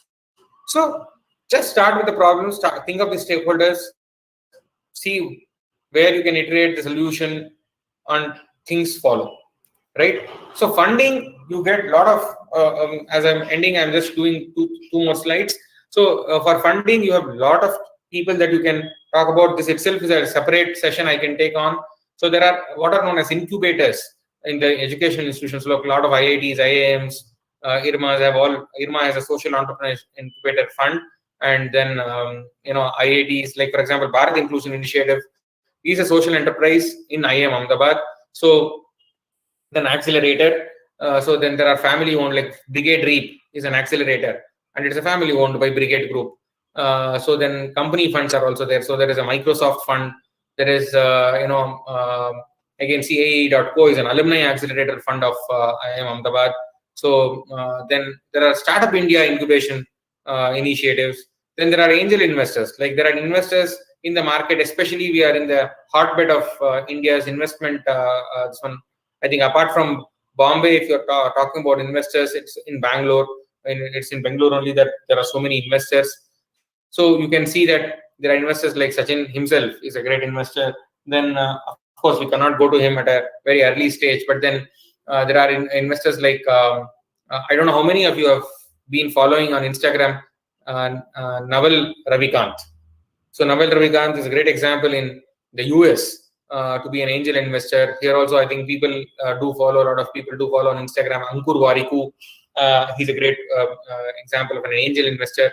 Then seed funding and a pre-series. So once you get into that, then there are so many people like Omidyar Network, then so many others like who come into the pre-series A seed funding and others.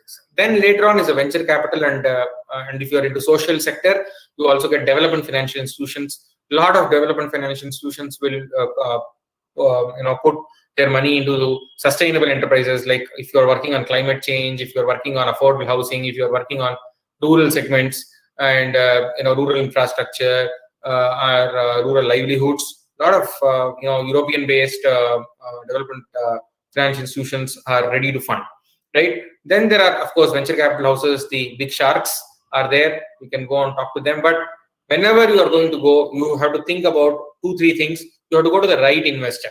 Like Navank was an idea on property scorecard, so we went to Brigade because Brigade is the right thing because they are the property giants, right? So we went to Shelter Tech first, and through that we went to the Brigade, right? So that's how it is. The connections happen. Then color of money is important. So whenever you are asking for money, some people are there in the market who will say that I will give you 50, say 5,000 USD now, and then you give me so much, percentage of share in your company. Please be clear that whenever you are creating an enterprise, everything is documented, everything is understood properly, you understand the nuances of it. And I think there is no clear principle set. Even I may fail, even I may have difficulties. Even I have difficulties with my co-founder who has worked with me as a junior to me in many companies, right? But still we have a lot of differences. Still we need to chop out those differences that will continue to exist, right? So you should have mentors, and mentors won't come cheap. So you should find out right mentors, you should find out right people from educational backgrounds, right pedigree to be this one, and everything has to be documented. Of course, then once you do all these things, you will get the venture capital fund, and then of course after getting venture capital fund, you may after 10 years go for a public offering, right? Do not fear to fail. So whenever we are talking about an enterprise, failure is something that is almost staring at you, right? We can be truly successful only at things we are willing to fail at. If otherwise, you will have to be salaried and you will have to sit with whatever you get. So practice a routine, introspect on a daily basis through a journaling. Then once you are an entrepreneur, your personal network, not in terms of money, but in terms of your intelligence, in terms of your abilities to communicate, in terms of abilities to execute, is 10x greater than a classmate of yours who is just salaried. Okay, who is always going to be salaried. Of course, he might take BMW before you take, but you might better the versions of it once you are an entrepreneur by yourself, right? So that's the end of it. Thanks a lot. I think now I'm open for questions. We have 10 more minutes. Any questions, please do ask me. Thank you so much, Nagachethan. That wonderful talk. Thank you. I'm just opening the floor for discussion now. Any questions from the faculty, students? Hello, Nagachethan. I am Dr. Supriya from AC department. Sir, I have one question actually. At the beginning, suppose let me say our students want to have one startup of their own. What is the maximum percentage of funding the bank or the financial company will provide them? So as I said, one should be really lucky to get a funding initially itself. So there is no other option but to bootstrap for a few months and to find out a customer, right? To find out a customer. And then it depends upon like what is the business model and what is the requirement of funds that these guys have that they can get into. Like for example, I have one company like this, since you are coming from electronics kind of a department. So there are people who are trying to build for electric vehicle charging stations for electric vehicle and then monetize them and and to make a pool of electrical vehicles chargers at various stations and deploy it and use it through an app, right? So they have started with their own funds, which are almost around 4 to 5 lakh rupees, and then now they are attracting investors and attracting customers at the same time.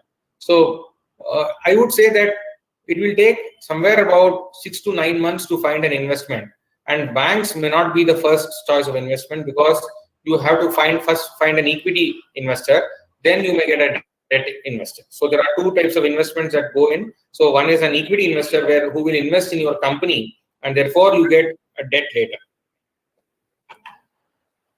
Okay, thank you, Nagachethan.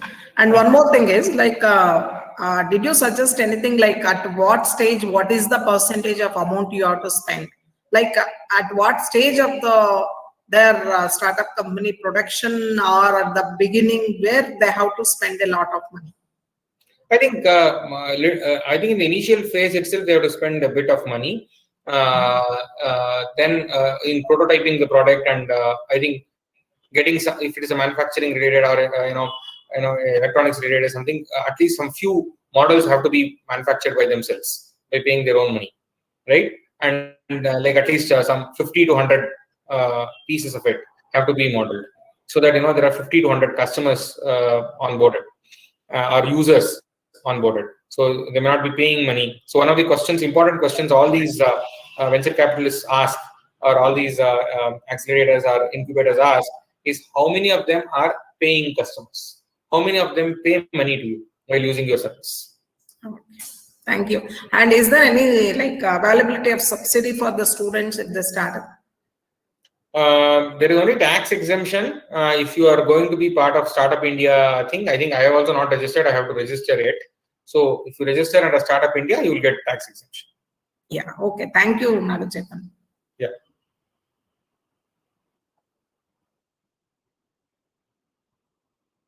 Yeah.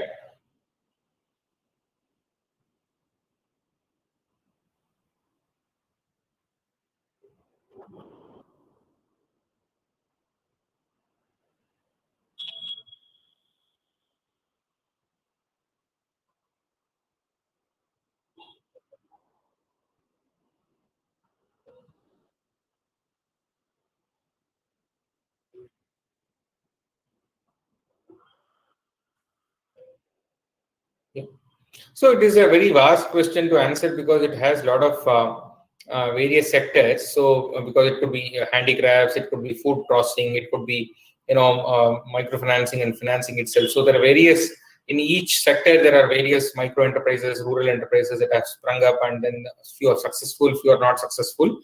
But I can say that there is a lot of action on the field on the rural and social enterprises, and a lot of people with a lot of passion. With my own classmates, my own juniors groups and seniors group have put in their heart and soul into such kind of rural and social enterprises. But one needs to be very, very patient with such kind of a thing. You get a lot of fame and name, but making a bit of money is difficult in the beginning, right? So any enterprise for that matter, even for that, for example, if I want to leave the salary and then go to and start an enterprise, I think we should have at least 1 year of salary component or minimum livable expenses component covered, and then only you venture into it, right? Because you will have to give that minimum first 1 year where you will strive to make it happen.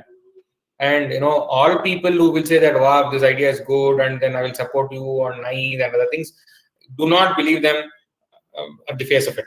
It is not that they are bad people.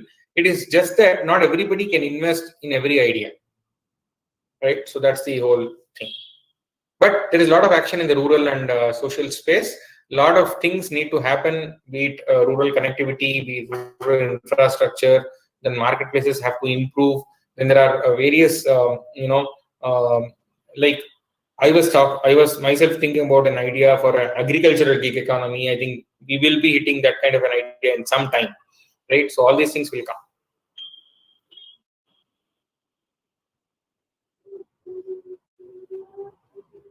Yeah.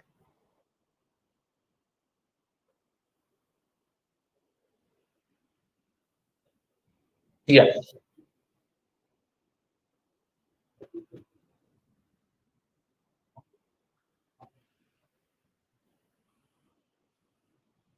Yeah. So one of the finest example is Sridhar Vembu. Okay, so he has gone back to his native in Tamil Nadu. He is starting a school for rural and kids. So he is a multi-billionaire, right? So, but still he's doing that. So he got a Padma Shri last year, and also that it takes some time. Like it is there, and you can see in Karnataka, this Deshpande Foundation in Hubli doing a lot of work in skill development, a lot of things. Yeah.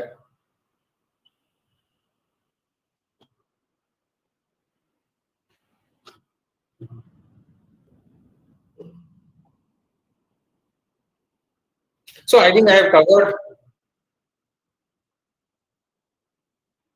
So I have covered, I think, all of it in my slides. So the first one is to have a problem and solution to the problem with customer centricity. Then second thing is think of as an enterprise. So you should have a business model. Think of technology and money later, right? Start with the solution problem. Have a solution and get some customers accept that solution. So ideate and iterate at that time, and then you get technology and money.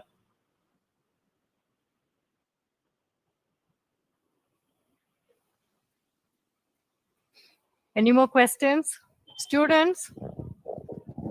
Sir, I've got a question. Yeah, please, Kaustav, go ahead. In spite of after getting a series of funding from venture capitalists, what if a startup fails, sir? So I think it is a good question, very good question rather. And you should read a book called as "Road to the Secrets to the Sandhill Road." Okay, so it talks about venture capitalism in the Silicon Valley. Of course, much of the venture capitalism in India is completely different from Silicon Valley, but 70% of the startups are bound to fail even when invested through a venture capital. Okay. Now, whereas there are various reasons for it. So there are reasons could be organizational leadership. It could be the product failure. It could be execution failure. So on and so forth. Mostly it would be leadership failure. So in such a case, that is the reason why documentation is very important. So like there would be steps as to if it fails, like what would happen to that. Right. So there will be. So I was in a couple of months ago. I was speaking to one of the entrepreneurs who was also a Bharat Inclusion Fellow, and then he had raised up to 8 crores of money, and he was running this fintech company which was giving personal loans in Mumbai, to the urban slum areas in Chennai, Mumbai, and all. Now, in the COVID times, he could not sustain that because the collections were very down, and then nobody repaid it properly.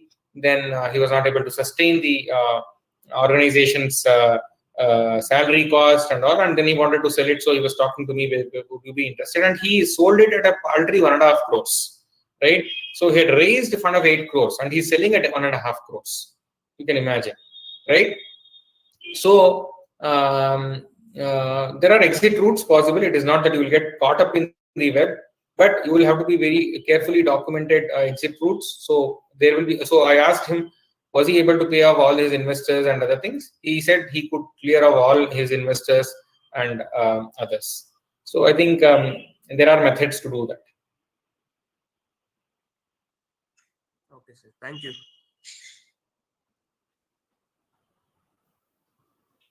Anyone else? Good one, Nagachethan. Thank you, sir. Very scintillating talk. Okay, I think from the heart, with all your experiences, you have shared all the valuable points. We wish you all the very best, and we want to see you as a very successful entrepreneur. Thank you so much, sir. With all your blessings. Definitely there, sir. You have the best blessings possible. I'm sure that will take you a very big stride. Yeah, all the very best. Thank you. Thank you. Thank you so much. Thanks for your patience hearing. Thank you. Any more questions? So if there are no more questions, then I would like to request Dr. Supriya, Professor, Department of EC, Sir MVIT, who is also the President of the Institution Innovation Council, to kindly propose the formal vote of thanks.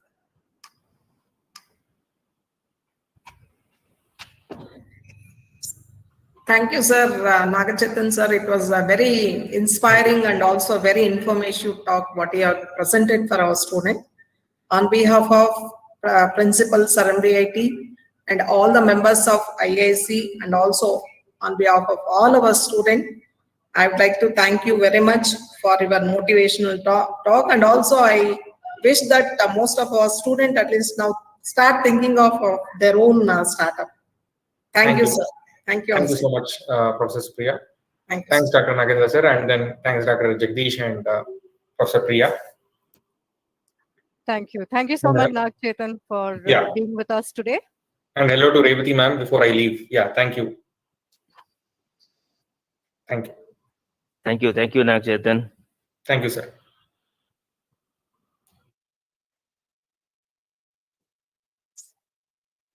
So we will move on, and we have on board Mrs. Revathy Ashok. A very warm welcome to you, Revathy.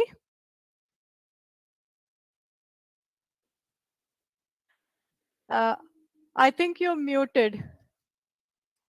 Thank you. My pleasure to be with all of you.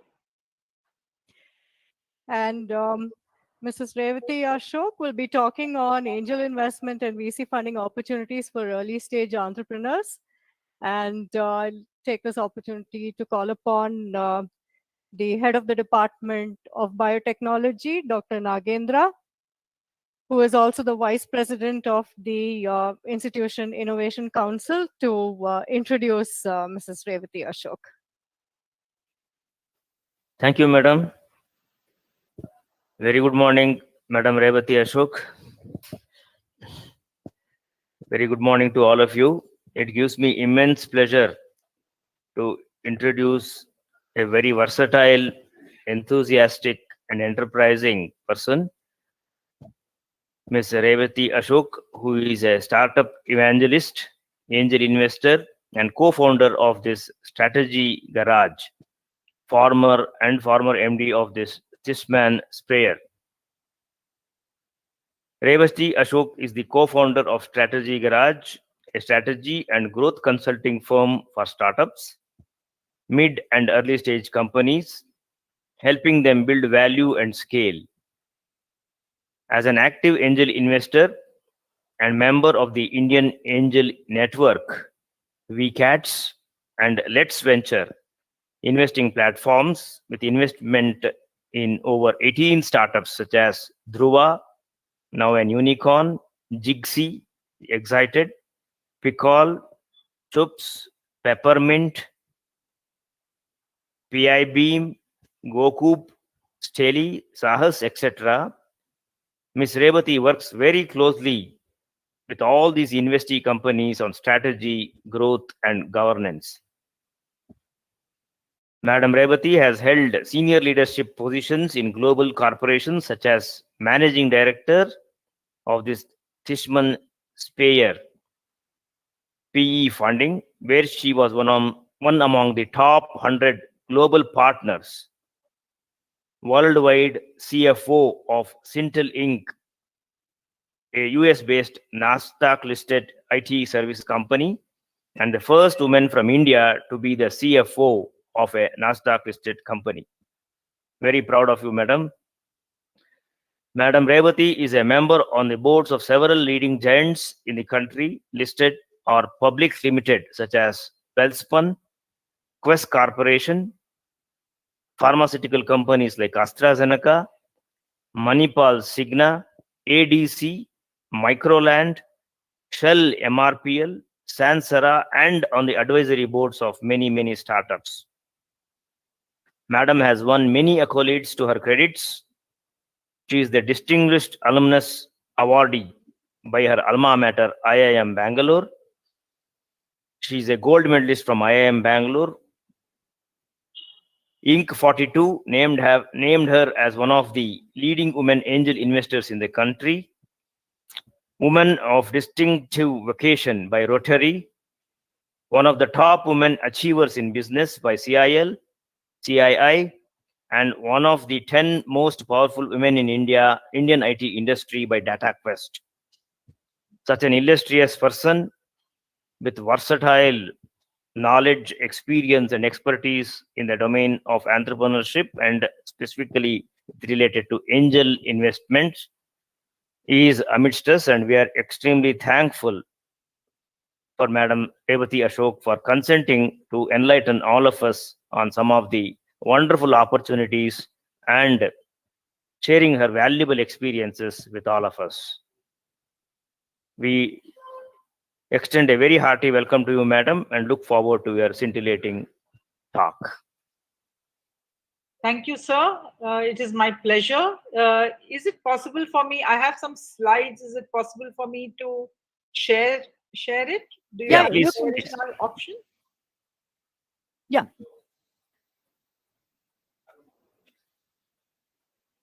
So next to the hand, there is a sharing option. There's a present now option.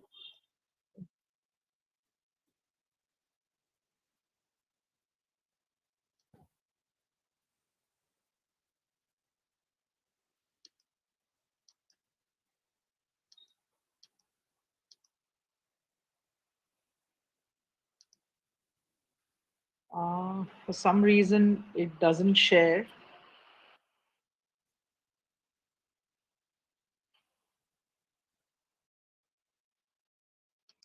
If it's possible, you can mail us the PPT and we can also share. I will mail it to you right away. Yeah. And meanwhile, we can just start on Chat. Just give me a minute. Yeah. Maybe Priya, you can share, no, madam? Yes, I can do that.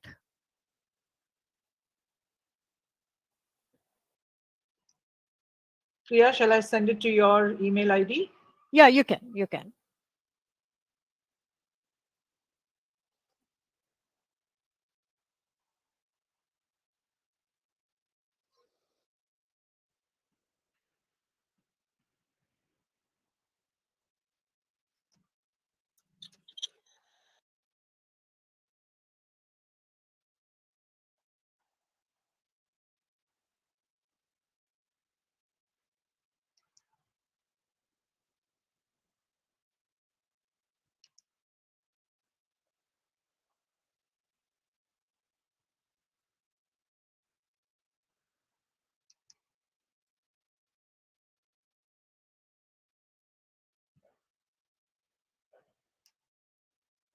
Yeah, I've sent it.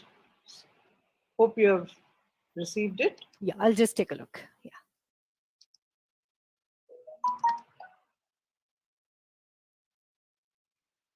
Yeah, I've received it. I'll just share it. Yeah.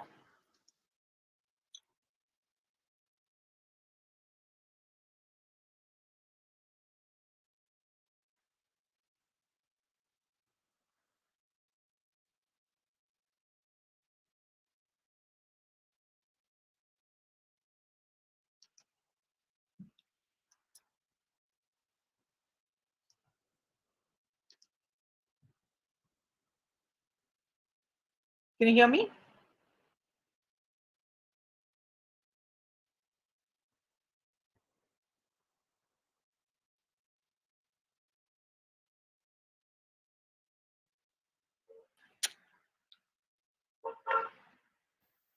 Can you see the screen?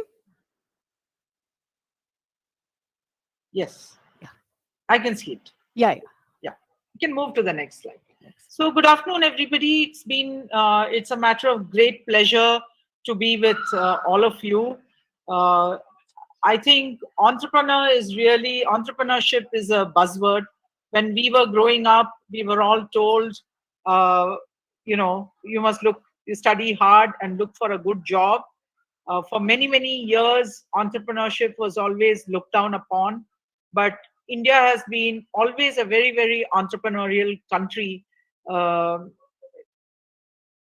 But never, it's only in the last 10 years that we have seen entrepreneurship pick up the way we understand it in a very professional way. Entrepreneurship would be of two kinds. One is forced entrepreneurship, of the kind small shop holders and various others who can't find a job and therefore they are forced into entrepreneurship. So there is one kind of employment which is forced entrepreneurship. The other is entrepreneurship where people take this on as a passion, as a hobby, as not as a hobby, as a passion, because they believe that they have a huge problem that they can solve and they can really make a difference to the world. And that is the kind of entrepreneurship we are seeing now emerging over the last 10 years. My association with the entrepreneurship world has been very, very long. Over the last 12 years, I had the opportunity of seeing the very early days of entrepreneurship, where the ecosystem was not at all developed. And the kinds of presentations people used to make were very, very ordinary, and it did not inspire confidence in the minds of the investors about investing. But I think increasingly, as time has gone by and the entrepreneurship ecosystem has matured, we find that there are many, many organizations, incubators, accelerators. A lot is happening in the entrepreneurial ecosystem. The ecosystem is way different from what it was 10 years ago. So I'm very, very optimistic about the change. And I want to really say the time is now and the opportunity is here. And why do I say that the time is now and the opportunity is here? It's really because in the last 10 years, India has become the third largest startup ecosystem in the world. It is just behind India and China, just behind China and US. And it has become home to 48 unicorns in excess of $110 billion. All these 48 unicorns have happened literally in the last 3 years. And last 1 year alone has seen a big difference. So I think we are at the cusp of something very, very interesting. And the number of traditional businesses have been disrupted in just 1 decade. Can you move on to the next slide? Yeah. So let me put forth what the entrepreneurship ecosystem in the country is. I said India has always been a very entrepreneurial country, where we have 66 million firms which are totally registered, out of which 95% are in the MSME category, which is 63 million of them are in the MSME category. But then, and we would feel excited about it, but then you look at the statistics beyond that, beyond the numbers, and you will see 2% employ more than 10 people. That means that 2% employing more than 10 people, that means the rest of them are all people having just 1, 2-man, 5-man, 10-person shows, which means this is forced entrepreneurship. What we are trying to see is how can that forced entrepreneurship really become something much more aspirational. This 99.5%, which are in the micro category, actually move to the medium category or the because there's a huge missing middle. As you can see, there are these big companies which are hogging the limelight and the pink papers, and we can see people see about them, hear about them, we read about them, we recognize those big brand names, but then that is a minuscule of the total number of registered firms in the country. We have 99.5% which are in the micro category. So really the whole objective of the government also has been to see what can we do to spur entrepreneurship, because that is the only way India can lift a lot of people out of poverty into the next level. And it is with that objective that the government has repeatedly been talking to universities such as yours and all other universities that we are associated with, that you must encourage entrepreneurship at a very, very early age. Entrepreneurship is not a taboo. Entrepreneurship is something where you are a job creator, and you are not a job seeker, you're a job creator. You're a wealth creator, you're a job creator, you're a problem solver, you can make an impact to society. So I think slowly the mindset has started changing. I think the social acceptance, our social fabric has a huge influence on how people make choices about the jobs they want to take. And the social fabric so far had not given due respect to entrepreneurship. And I'll tell you the reason why. If 95% of the firms are in the MSME category with only 2%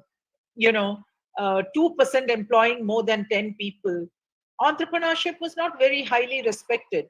So because the rarefied atmosphere of a few people who could make it big, most people felt excluded from it. But now you can see this generation, the first wave was, we already had entrepreneurship of first and second generation of the Tatas, the Birlas, etc. But that was old money which came out of legacies.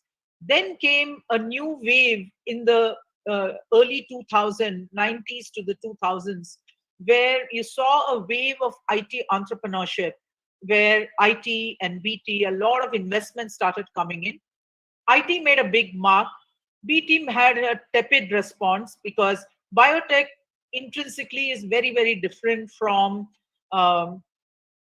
information technology. Information technology is able to yield quicker results.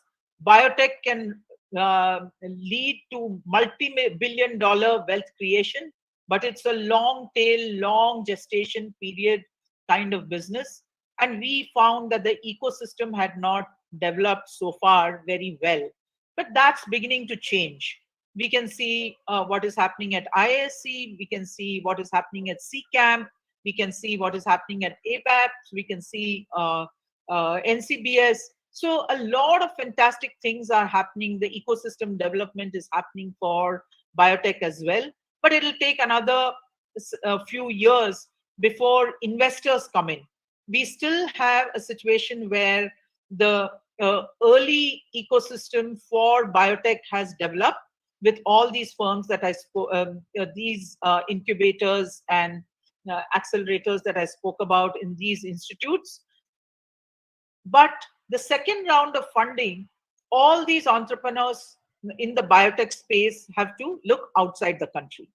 Whereas for technology-based or manufacturing, we have done very well in IT services business, of course, which was the first generation, like the Infosys, the Wipro, and the TCS. And then you had the second wave of e-commerce companies. And the recent stellar IPO of the stellar IPO has really shown us that e-commerce companies are here to stay, and investors are willing to place their bets on companies that are not yet making profits, but they are willing to stay the long haul because they can capture a big share of the India market. So that is the real big opportunity that we see. We have today the 63 million MSMEs just contributing to 30% of India's GDP and 48% of exports. Now, what does that mean, really? It is only contributing to 30% of GDP because the productivity levels are low and we are not export competitive, maybe either because of price or we are not competitive because our quality is not good enough. Automotive and aerospace is an exception. We have a lot of companies in the automotive space who have really made a mark elsewhere across the globe. Pharma is some exception in terms of services, but pharma in terms of products and generics. But beyond that, in fundamental research, we still have a long way to go. Yeah, next. So if you look at how the entire industry is set up, this is the holding pattern. You can see how small the holding pattern of women entrepreneurs. I would be remiss if I didn't speak about women entrepreneurs, because the Prime Minister really wants women entrepreneurship also to flourish very well. Today we have women entrepreneurship of the MSME category at a mere 2%, because the micro and the small are really small organizations. The medium ones are the ones who have some level of scale and can hope to get to the next level. They're still extremely small. So as you all are building out your respective entrepreneurship cells, please focus both on men and women, both inspire the women also to join in entrepreneurship, this entrepreneurship journey. It's very much essential. The government is taking many steps to encourage women. There are many special schemes for women as well to encourage them to take up entrepreneurship. Yeah, next one.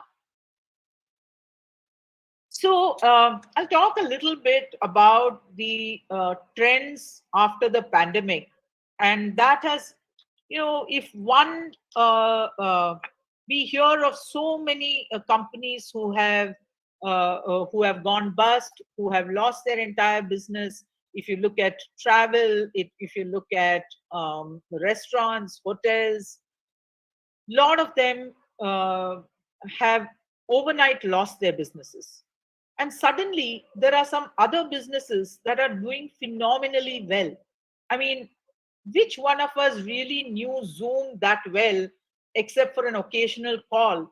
Today it is death by Zoom, death by Google Meets, or any of these video conferencing. So that has become a huge opportunity. Digital, the fact that we can all be sitting at our respective places and having this conversation, which is available to people across the country or even across the globe if required, is a huge mindset shift. And that is a mega trend. And that we need to take cognizance of this mega trend. The future of work has changed significantly. Work from home is a reality, but it will come with its own pluses and minuses. Some form, when the pandemic ends, maybe it will take a year or year and a half. We will never go back to the way we worked originally. It will be some hybrid model. And therefore, a lot of businesses will need to change the way they work. And what do I mean by businesses changing the way they work? It really means that companies that were wholly selling, brands that were selling through physical stores now need to look for newer customers, because this pandemic is still on and people's behavior during the lockdown changed significantly by ordering on the net, not having physical contact. So therefore, the ones who were not digitally enabled suffered the most. They were unprepared for this mega pandemic. Those people who quickly changed their models, large hotels are now advertising. If you look at the ITC, the Taj, they're all advertising saying we can send you meals home. So, realizing that the pandemic has changed a lot of parameters and you need to re-architect the way you work to stay relevant and understand the new trends which are there in the industry and how consumer behaviors are changing. I think that is very important.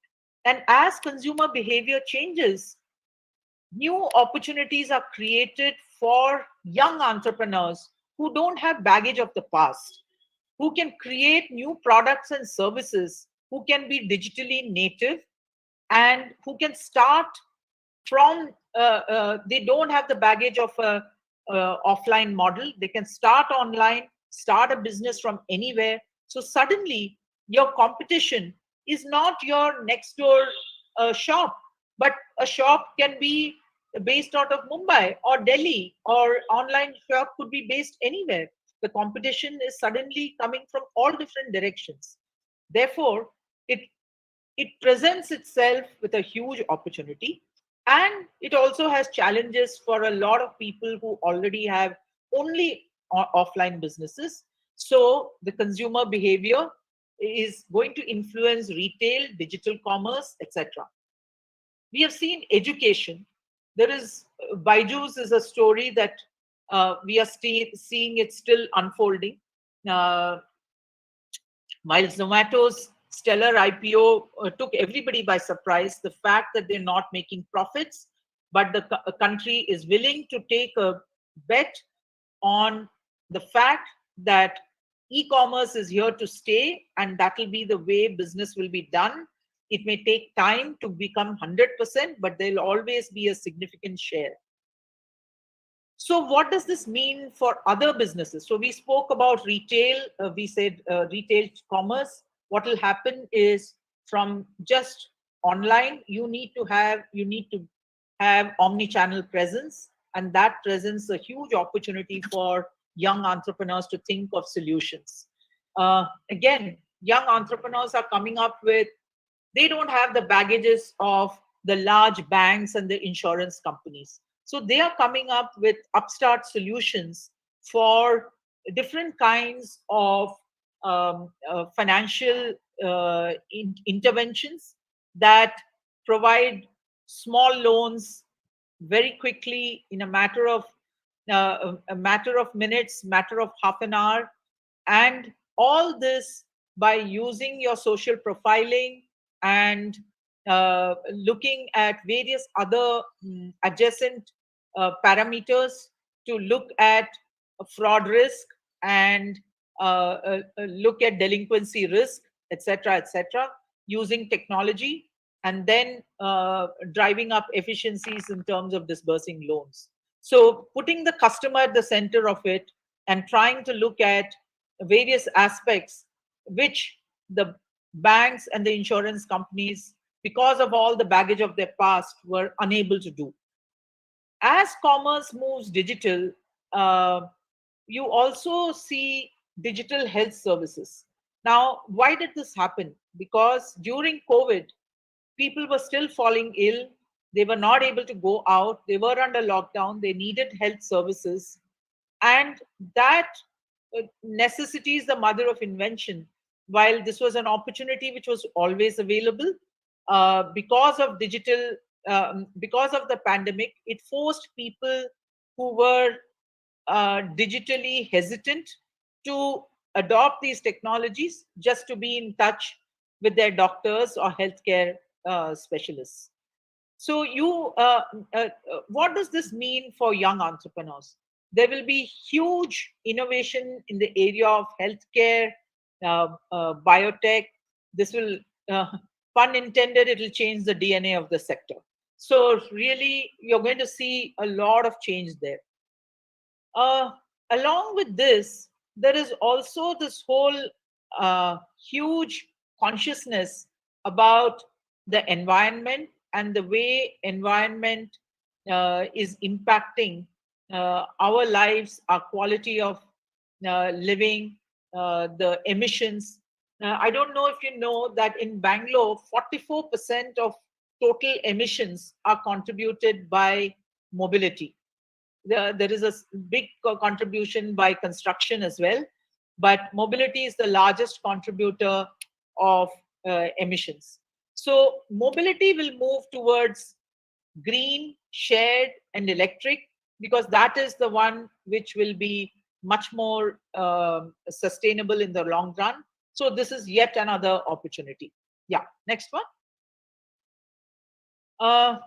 All of you would have seen now, because of COVID again, it has accelerated digital transactions, payment transactions, and lending transactions in a huge way. Today, a Kirana store guy can take money via UPI, can pay via Google Pay. If I whip out a credit card, he says, "Madam, can you please pay by Google Pay?" or any other mode. So they are fully geared for all of these. Their adaptability because of the mobile has been very huge. Their adoption of new technologies has been huge. This presents entrepreneurs, young entrepreneurs, with great opportunities. Insurance is has a very low penetration in this country, and therefore seeing how you can supply products and services to this industry would also be a huge opportunity.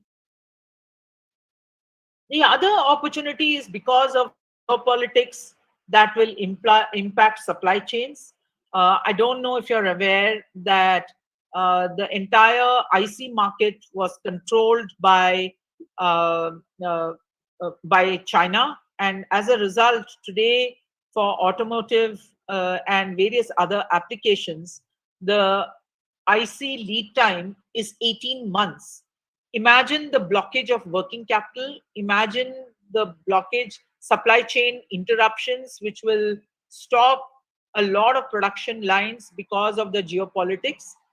Therefore, the government is looking at enhanced focus on self-reliance so that we are less impacted by the vagaries of this kind of geopolitical consideration. So a huge focus is being put on building capacity at within the country to do to make it more Atmanirbhar, as they call it. That has, while that slogan has been there for a while now, it has assumed serious economic implications as a result of the shortages that we are seeing. I don't know how many of you knew that the oxygen concentrators, you would have seen in the TV as well, that the price of oxygen concentrators went up 400 to 500% in a matter of 2 weeks. So because most of the supplies were from China. So therefore, increasing medical equipment is one other area where you will see very few brands from India. And therefore, this is an area where I see increasing interest by a lot of young entrepreneurs when I'm on the jury of a number of sessions. I see this all the time. There are some very, very interesting products being built by our young entrepreneurs who don't have the baggage of the past. To name some of them, they're looking at interventions for ventilators that is multi-pronged, which can, one ventilator can be made available to five different people at the same time, and it is all managed remotely by a dashboard. So the supplies and the pressure, all of that can be managed remotely. So a lot of interesting work is being done. Still some time for commercialization, but the thought is there. Similarly, I have come across a very interesting concept of an AI stethoscope. Stethoscope has not changed in the last maybe 50 or maybe more than that years. We're looking at intelligent stethoscope, which will actually, when the doctor goes there, it can communicate with the specialist, give all the necessary information, and at the back end, so a lot of information back and forth can be provided. So these are the new kinds of things young entrepreneurs are talking about, and I hope some of these that I'm showcasing to you, will spur a number of young people who would possibly be there today to think of newer ways to solve problems. So and think beyond applications, think just beyond e-commerce, think deeper of societal problems that can be solved with your interventions. So we will see emergence of new business models. We will see that I spoke earlier that the productivity was very low in the MSME industry.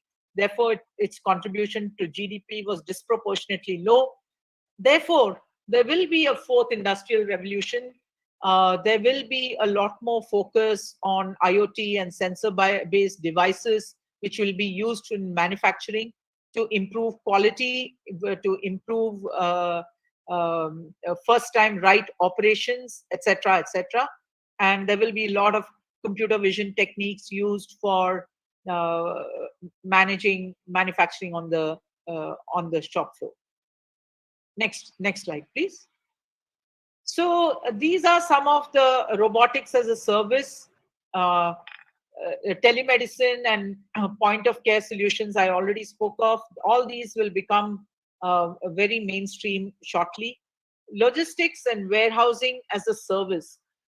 So far, we found that companies like Amazon and Flipkart were very good in the first year and maybe at the most the second tier cities. But as they started to move outward, you find that their ability to penetrate was low, and it was that's because the markets are smaller, the adoption is slower, and they didn't have the volumes that you get in big cities. So logistics as a service, just like imagine a WeWork. You're all familiar of WeWork and other co-working spaces. Imagine shared warehousing and shared logistics. So you don't send your truck point to point, but it will be mobility, warehousing as a service and logistics as a service. So these are other new opportunities that are emerging. And biopharma, of course, all of you know that COVID-19 has really accelerated the growth of the pharma and biotech in a way that it has unleashed the potential of pharma and biotech. Vaccines that would have taken 15 years to develop and then put out into the market were put out under less than 1 year. Now, does it mean it is perfect? No, we are continuing to understand it better and becoming better at it. But is it beginning to save lives? Yes, we are seeing strong results that it is, while curves, the infection curves may not have come down too much, the mortality rates have come down significantly. So I think accelerated biotech solutions will be another new order of the day, because people have learned the power of collaboration. This was international collaboration across the globe, multiple people doing all this work, phenomenal work. So I think this is a revolution which will be here to stay, because people have found a new way of doing this, a faster way, a better way, sharing the risk, sharing the reward, and a more collaborative approach. So I think that's another huge opportunity that you can see. Next slide, please. So what are the factors that will encourage entrepreneurship and innovation? One is access to the markets. Now, access to markets was, it's taken 10 years. Now, a lot of you, many young people won't even be aware of it. But in 2000, I was very much in the thick of the dot-com bust. a lot of the business models that are being hailed today as innovations, those people who dared to dream and tried to uh, uh, make it a digital model, an e-commerce model, failed miserably because they were too early into the market. They were the ecosystem was not there. The connectivity which is there today, we have 4G at high speeds. We didn't have that 4G. We didn't have 3G. We were at 2G. We were at very primitive mobiles. We didn't have a smartphone. So with that kind of a system, we were not, the technology was not ripe enough to provide the customer with a superior experience, and offline was still a much superior experience. Now the gap between superior and superior online experience versus offline experience versus an online experience is narrowing, because there are many the user experience on online is also getting better and better, though not perfect. But there are many other advantages because you have access to a wide variety and choice and pricing, competitive pricing. So from a same model, you can see that the same model in 2000 was a massive failure, but now is touted as a huge success. And why was that? Because there is a much more literate market. When I say literate, I mean mobile literate market. We know that several people who are from the underprivileged sections of society, they may not be able to read or write, but they can use a mobile and they can transact on the mobile. And that is the wonderful thing about what kind of transformation has happened. So access to markets, access to finance, access to finance, I want to spend a little bit more. This is really based on the kind of business you're setting out to be. A lot of entrepreneurs make a mistake of saying, to do this business, I need $5 million. We must realize that investors work very differently. They want to reduce their risk at every stage. So when you want to raise a large amount of capital, you will need a good background track record of what you have done either in your past as an entrepreneur in your previous venture and gave a very big exit. So you're a serial entrepreneur, that gets a that is a finance. But if you're a first time entrepreneur, especially a young entrepreneur, a student entrepreneur, access to finance is not that easy. And therefore, you need to work very hard to ensure that you have a good business model, viable business model. If it is very high science driven and technology driven, there are, of course, great many grants, the Nidhi Seed Service grants, there are NSS grants of Nidhi, there are other grants of DBT, BIRAC, so many others. And if it is technology based, then really entrepreneurs would do well in the early days not to dilute, but to take grant money, because it is meant for that, for innovation, and build your product so that you have some kind of a minimum viable product. Then you can approach some early friends and family type investors, make the next round. So I think you have to understand that funds will be raised on a stage by stage basis. Money will not come immediately one shot, $5 million, but you have to show proof of progress. The level of risk when your product is just at an idea stage, that is when the government comes in and says, if you have a good idea, we will still be able to fund it. And as the risk level of failure of the product itself reduces, when you have a minimum viable product and you have some early customer traction, then the angel investors kick in. Now, and there are 10 years ago, there was one angel network of which I'm still a part. I was early member there, is Indian Angel Network. Today, there are multiple. There is a digital network called Let's Venture. There is another network called VCATS. There are several regional networks in Chennai Angels. There is Hyderabad Angels. There is Chandigarh Angels. There is Mumbai Angels. There's Harvard Angels, Stanford Angels. I mean, there is even a Jain Angel community. So there are people who are trying to find like-minded people and putting angel groups together to provide capital to young entrepreneurs. So if you have moved past the idea stage as a young entrepreneur, first-time entrepreneur, from the idea stage, you have moved to the product viability stage.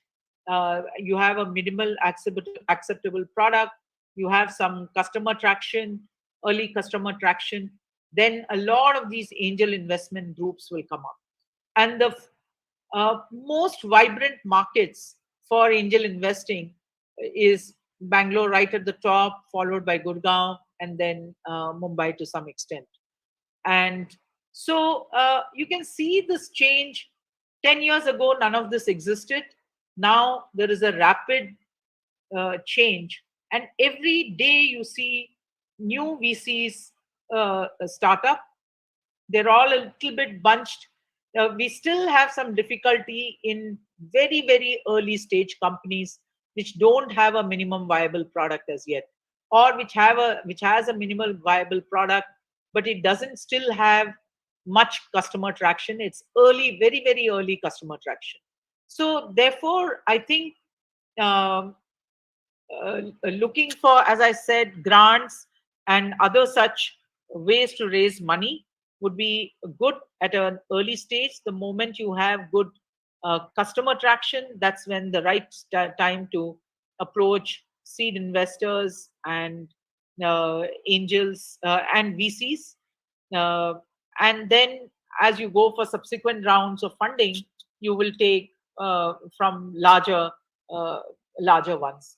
But what we have also seen earlier, you used to have one or two companies investing in a startup. Now we find that there is a new trend where even if $1 million is being raised or $700,000 is being raised, the number of angel groups get together and raise that 700,000. A single player doesn't do that. And why does that happen? Because it is to manage risk. They're really trying to spread their eggs far and wide and try to invest in a large number of companies, but smaller amounts, smaller checks. That's why you require many more angel groups to come in and invest in the same company. So these are some of the changes that are happening. Then there is this strong industry institute collaboration, which I want to talk about. That provides a huge opportunity for young entrepreneurs from, let's say, an institute like VIT. If you set up a strong industry institute collaboration, the CSR grants rules allow industry to fund accelerators and incubators and fund entrepreneurship in certain agreed ways. Instead of putting their money into unknown startups, they would rather collaborate with an industry, with an institute of some eminence, and it reduces their risk. It reduces their bandwidth of having to look at so many different companies, evaluate, etc. So this industry institute collaboration in the last 3 to 5 years has grown very, very significantly. Some of the forerunners of this are my alma mater, IIM Bangalore, IIT Chennai, IIM Ahmedabad, IIT Mumbai, IIT Kanpur, IIT Delhi, IISc. These are some of the ones, and there are many others who are starting their journeys. But a lot of them have set up strong industry institute collaborations, and some of these are producing some phenomenal results. And what happens is, therefore, the industry gets the industry is so involved in day-to-day operations and business, etc. They don't have that much time for innovation. But with this kind of collaboration, they can keep in touch with the innovation that is happening in the marketplace and provide feedback to the institute as to what is relevant for the market. So these collaborations are becoming stronger and stronger. The policy action I already spoke about, and the ecosystem development. The government has put a special portal called the GEM portal, where standard services by small and medium businesses, which include startups, government can procure without direct intervention via a GEM portal. So there are still some kinks to be ironed out, but these are all very, very big steps in the right direction. Finally, as I spoke, what holds our entrepreneurs back is the personal, the socio-cultural, and aspirational issues. Entrepreneurship has to be viewed as aspirational. Entrepreneurship has to be viewed as something where young people's innovative ideas can be harnessed to change the world's problems. So, therefore, starting young, starting entrepreneurship clubs in the universities, etc., would be very, very useful. Yeah, next slide. So I also want to talk, we spoke a lot about entrepreneurship and the number of funds which have come in. Every day we hear of new funds that are willing to put, SoftBank led the way, and many other companies have, funds have started putting money. But as you know, women entrepreneurs have been very small in number, and they form only 2% of the medium category the slide that I showed earlier. Interesting thing is, there are very few women investors. Even as I have been investing in many startups via these angel groups, the number of women investors are very few. And therefore, that level of empathy for women entrepreneurs is also something which is only beginning to emerge now.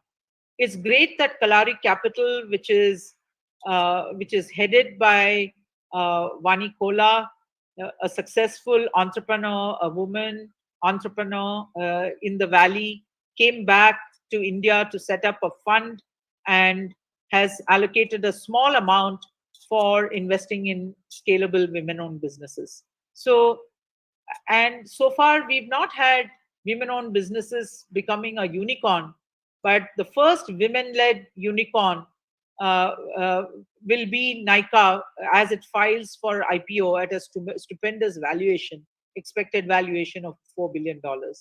So a lot has changed. Women, while they're still constituting the small 2%, they're also beginning to emerge in the area of edtech, consumer brands. Biotech, I see a lot of women entrepreneurs I myself am currently mentoring and talking to 3 different women entrepreneurs in the biotech space. Space, there are some great women in this area of space technology, IT, fitness, etc. So I think using the schemes and the facilities available for governments, institutes would do well to pay a little attention to this very ill-attended cohort of women entrepreneurs, and it'll really stand them in good stead. Yeah, next one. So basically, this is to sum up the entire ecosystem that I spoke about. We have to enable collaboration between peers, partners. Everything cannot be done by VIT. Maybe you want to partner with another university, you exchange information, or tie up with industry players, tie up with partners who can provide your entrepreneurs, young entrepreneurs, student entrepreneurs, the necessary insights and the learnings that are required to move through this entrepreneurship journey. So need a dynamic information portal, capacity building programs for scalability and sustainability, and above all, need to create role models. The moment people see role models, the first few will be very tough, but when VIT has early success, I know Priya herself has been involved with one of them, which got awarded her mushroom play. So there are many. Once we start creating models, that will be very, very aspirational to other students. And if you don't have enough today, invite other people to speak to them so they get inspired. They want to do phenomenal things. When young minds make up their minds, they can do phenomenal things. Yeah. Next. So with that, I'll just conclude by saying a phenomenal opportunity awaits us. We must seize the opportunity and create robust business enterprises that will solve big problems. And I will end at this point, right on the dot, 1 minute late, and I'm open to any questions. Thank you so much, Revathy. It was a wonderful talk. I just have I have a question. Sure. So you were talking about digitalization. Yeah. Will digitalization have a negative impact on job opportunities? What will happen is there will be a shift of the kind of opportunities which are there. So it will not be negative because you need a whole lot of new sets of skills. So it will take away some of the drudgery of work that is there. It will allow people to be more productive. It will allow people to be more creative. We have always been afraid when every time when computers came in early, a lot of bank unions went on strike saying when the computer comes, we will lose our jobs. But frankly, you know what? When they started embracing technology, it's not that they lost jobs. They had to retool themselves. So it's important as we think through the journey life cycle to ensure that the knowledge gaps that may be there to deal with the problems we are still living in a world where we need physical assets, right? We still need the same clothes, so somebody has to stitch them. We still need a house, so construction is required. Huge innovation possibility in the construction industry, huge innovation possibility in the textile industry, very highly polluting environment. Today I'm working with a company that is actually taking reject textiles from all across, used textiles from all across the globe, stripping them and repurposing them as yarn, and it is going to Uniqlo and Target and all big brands. So I think a lot of these new technologies will create new opportunities. It is for us to seize those opportunities and retool ourselves. Okay. So more of newer skill building. Yes. Exercises. Skill building is a constant, that is something that has to be lifelong learning. There is a really nice book which talks about disruptions. When we were young, we saw disruptions in our life, in our careers, maybe once at the most. Our parents did not see any disruption in their career. It was one place right through their entire life. In our lives, we saw 2 or 3 maybe, and now you can see so many changes. So I think constant adaptation, people who don't constantly adapt to newer changes will find it difficult. So adaptation is a very big requirement. Constant learning, focus on constant learning and retooling. Thank you, Revathy. So any questions from the students, faculty, researchers? Don't be afraid to ask questions.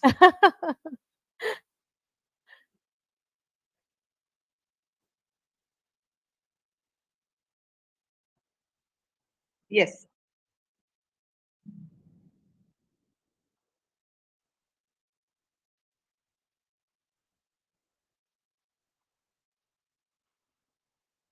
So I think angel investors, biotech is a particularly challenging area.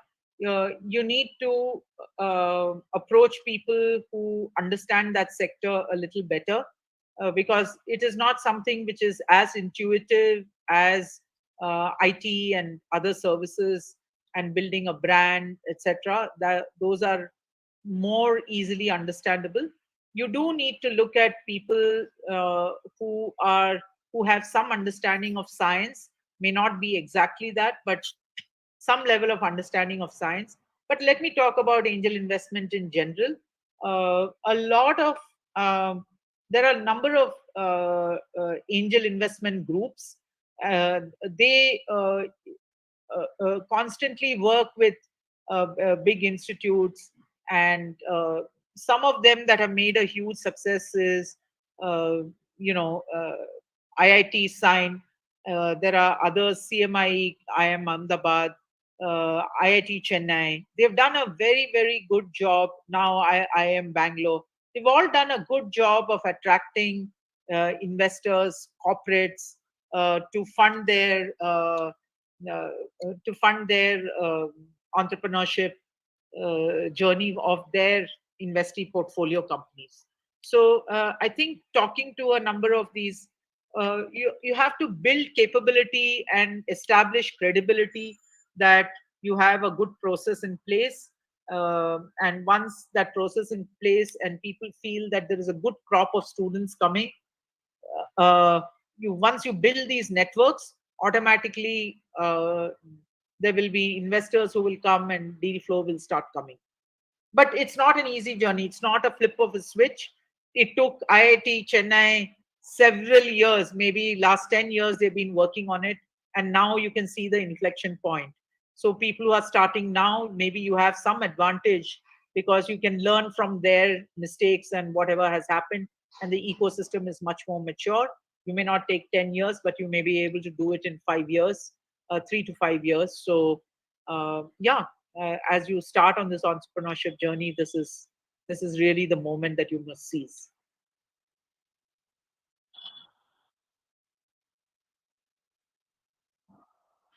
See, anybody can be an angel investor, but remember, it is a matter of great risk, right? It is the most risky asset profile. In fact, sometimes I run angel investment master classes to say, don't jump into investment just because there is something coming up in front of you. You may end up losing the entire amount, because for every successful company, there are 98 that are failing. So angel investment is for people who have that risk appetite to say, I might lose everything that I put in. So, but at the same time, I think there is a good opportunity that it will succeed. We've all made our share of mistakes, I must say. But it is not for, while anybody can invest statutorily here, but I would say, I would advise angel investors to be cautious, not jump into it without understanding. At least in the early days, try to follow the more established people who have made their mistakes and learned along the way, and follow them. Do some passive investments first, follow some leaders, and then over time, once you understand the game, invest in areas you feel very comfortable, or invest in people you feel extremely comfortable that they're doing the right thing, or invest along with key influencers who understand the business very well. See, all surrogates for there is no substitute for, normally you put a money in areas you understand very well, right? And in this case, if you don't understand the technology and you don't understand where the market is moving, at least you have to rely on somebody else. So that somebody else has to be reasonably reliable for you. Otherwise, you'll end up losing a lot of money, and therefore it's a risky game. but it's immensely rewarding to see how many entrepreneurs are doing phenomenal work.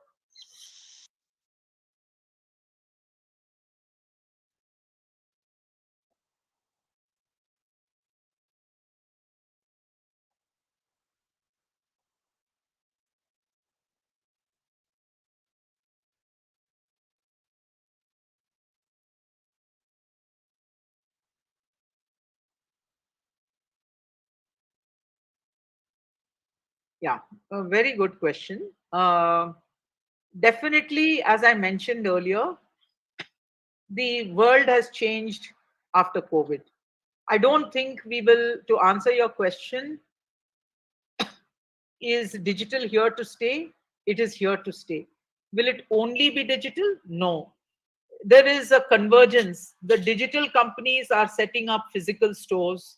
Pepperfry, Urban Ladder, all these are companies, furniture companies. Who would have thought 10 years ago that we would buy furniture online? I mean, nobody would have thought that we can do. But while they were all digitally native brands, who would have thought, for example, when Flipkart started, they started with selling books, right? Who would have thought that we could buy electronics online? I mean, things which are worth a few thousands and maybe a lakh, a few lakhs. And now housing is moving online. Cars have moved online. Resale cars have moved online. Now, if you look at it, garages have moved online. Now, somebody asked a question about the jobs. Now, the job of the mechanic who has to repair my car still has to do that job. But the discovery earlier, he or she was constrained in that locality, and word of mouth, people getting to know that the mechanic was there. Today, you have a digital medium where you can show that you are unique, you understand it better than anybody else, you have better spare parts, you have better prices. You can make yourself visible so that it makes it worthwhile for somebody to travel even 10 kilometers away to give their car to you. Or alternatively, you can provide a service where you pick up the car, which is being done today. You pick up the car and deliver it back to the customer, or at their home place, or people go to work.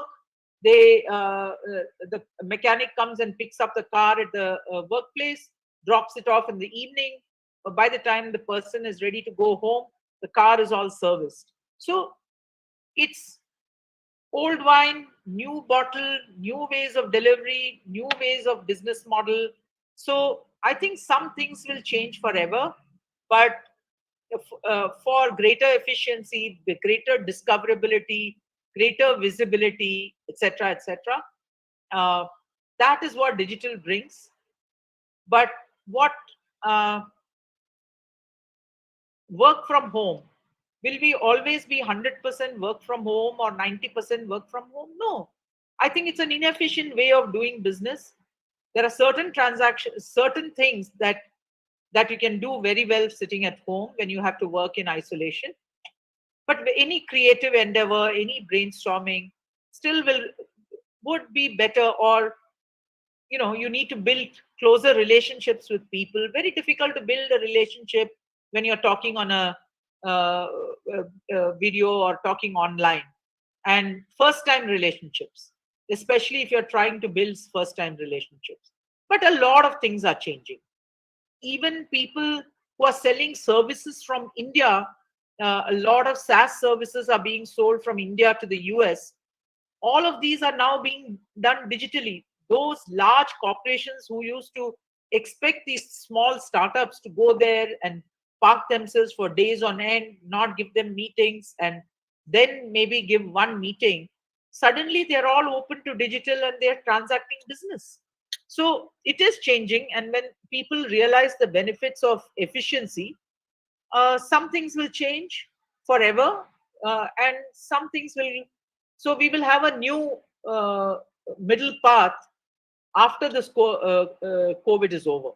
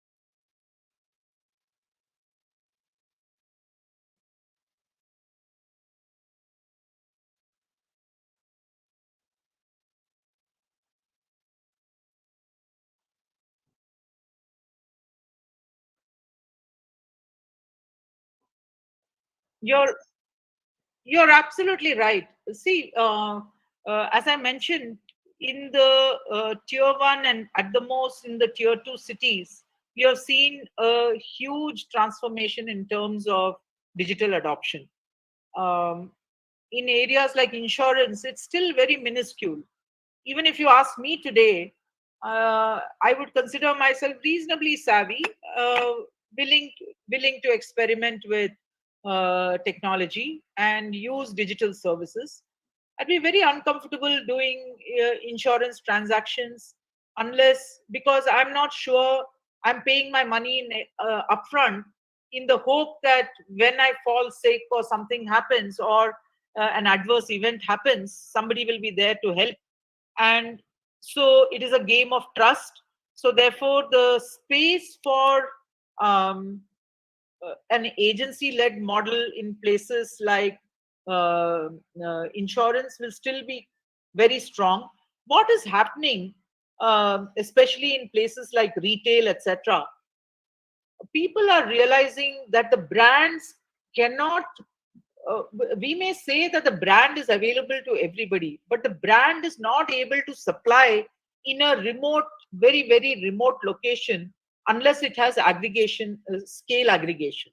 Now, if you don't have scale aggregation, that is why they are now, what they're doing is digitalizing the Kirana store, digitalizing the neighborhood electrical store, digitalizing the repair, and creating networks. So a lot of you would have read about this whole frenzy about direct to consumer brand. So a large number of these brands like Hindustan Lever and many others have found that they existed very well because they were working through the traditional distributor channels. Now, because of lockdown, a lot of things were shut. So they realize that their business will take a big beating if they don't go direct to consumer. So now you have an omni-channel strategy where some of us, some things I definitely don't like to buy digitally, however good the customer experience would be. For example, clothes, fabric, it's difficult to buy. Maybe a few things, but not always. You don't get the feel of the texture. As technology improves, all those things will also improve. Those are opportunities. So it's a mixed answer. As I said, every time a revolution, a technology revolution happens, new opportunities emerge and new businesses, and therefore uh, the people are hugely innovative. It never so happens that there is a technology innovation and large number of people are completely left behind. It won't happen because people will adapt and start using newer technologies. Uh, so they will enable themselves digitally because they realize that unless they enable themselves digitally, they will not be able to. For example, the Kirana stores today, there are multiple technology applications that connect Hindustan Lever or any of these fast moving consumer brands to the distributor, distributor to the retailer, And then there are these logistics companies that they tie up with the ultimate retailer so that they can provide an Amazon-like experience, So it's not true that everybody wants to buy from an Amazon all the time. No, I may not want to buy that. I may want, for several reasons, I may want to buy locally. But that digital enablement is very key. And therefore, it is imperative that these distributor communities and all of them adapt to this digital transformation as quickly as possible and make themselves digitally enabled. It will provide them a wider audience, not just restricted to their own small, immediate locality, but it can widen it by a few kilometers. So definitely lots of things are possible. I'm myself working with a couple of companies in the area of computer vision in retail, where a lot of breakages that happen at the retail end can be detected through computer vision, or damages to packages. Also working on with another company which provides extended supply chain solutions for direct to consumer. So there are many of these kinds of things available.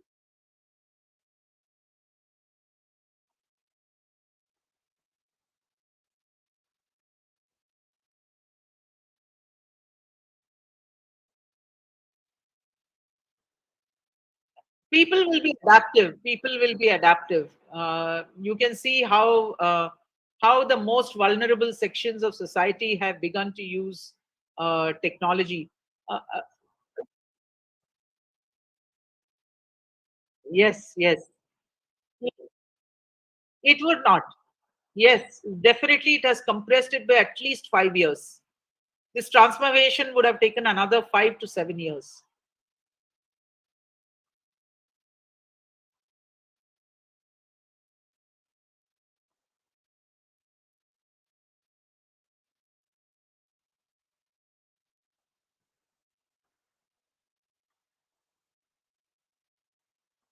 No, what they will have to do is mechanical will still be required because it is so basic that all are. But there will be a shift to much more digitalization. The skill sets required will be different, so they will have to adapt, and universities also have to adapt to looking at where these newer, in your mechanical courses, can you add a component of industry 4.0, IoT, sensor driven business, because mechanical electronics interfacing with AI ML will become a reality. Industry 4.0 will become a reality. So I think it's important for academics to keep pace with these developments so that the students are more market ready and they understand these linkages when they go out into the marketplace. There is definitely Industry 4.0 manufacturing revolution just waiting to happen. It's already beginning, in fact.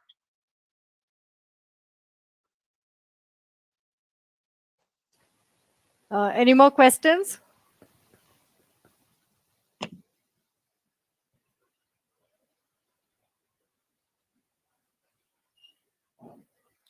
If there are no further thoughts, I think we should all join hands and thank Madam Revathy Ashok for a really scintillating, I think, one of the brilliant talks I have heard, Madam. It's indeed a sort of a, as people call it, as a dry subject, but you have made it so interesting with all the live examples. I think it speaks volumes about your depth of expertise, the versatility, the experiences you have had, and the networking that you are with. I think from the horse's mouth, I think we have heard some very, very, very illustrative examples. I think it was a wonderful journey of 1 hour. Okay, very, very, very scintillating, madam. Truly, we have thoroughly enjoyed, and I think we would love to have more such wonderful sessions, time permitting. I think you have to kindly give your consent and then share your expertise for more such wonderful sessions. We look forward to your continued cooperation and support, madam. Thank you so much once again. Thank you. Thank you very much. And I wish you all success in your innovation-led entrepreneurial journey. I think you are all at the crucible of motivating these youngsters to do phenomenal things. And a lot of grants are available from the government. You all have to build strong networks that when a company, a startup recommended by you goes to the government, they get funding is so difficult from the government. When we sit outside, we know that is the power all of you have. You must really use it to the best. We look forward to your support and counseling and guidance also, madam. Sure, sure. Thank you so much. Thank you. My pleasure. Yeah, thank you so much, Revathy, for consenting and making this possible in a digital era. My pleasure. My pleasure. Really. Yeah, and like Nagendra sir was mentioning, I think we definitely need guidance from you, and it'd be really nice if you could. Heard that you have mentored a number of students as well, and it'd be really nice if you could mentor some of our students also. Sure. So thank you very much once again. Thank you very much to all the participants. The feedback link has been put up in the message box. Kindly fill in the feedback form with and please please type in your name as it should appear in the e-certificate. Right. So again, I take this opportunity to thank everybody for making this webinar a great success. And again, thank you very much for, thank you, Revathy, for putting the icing on the cake. Thank you. Thank you. Thank all you the very so much. best. Thank you so Bye. much. Bye-bye. Thank you. Bye. Thank you all very much for a Thank wonderful you. session. Thank you.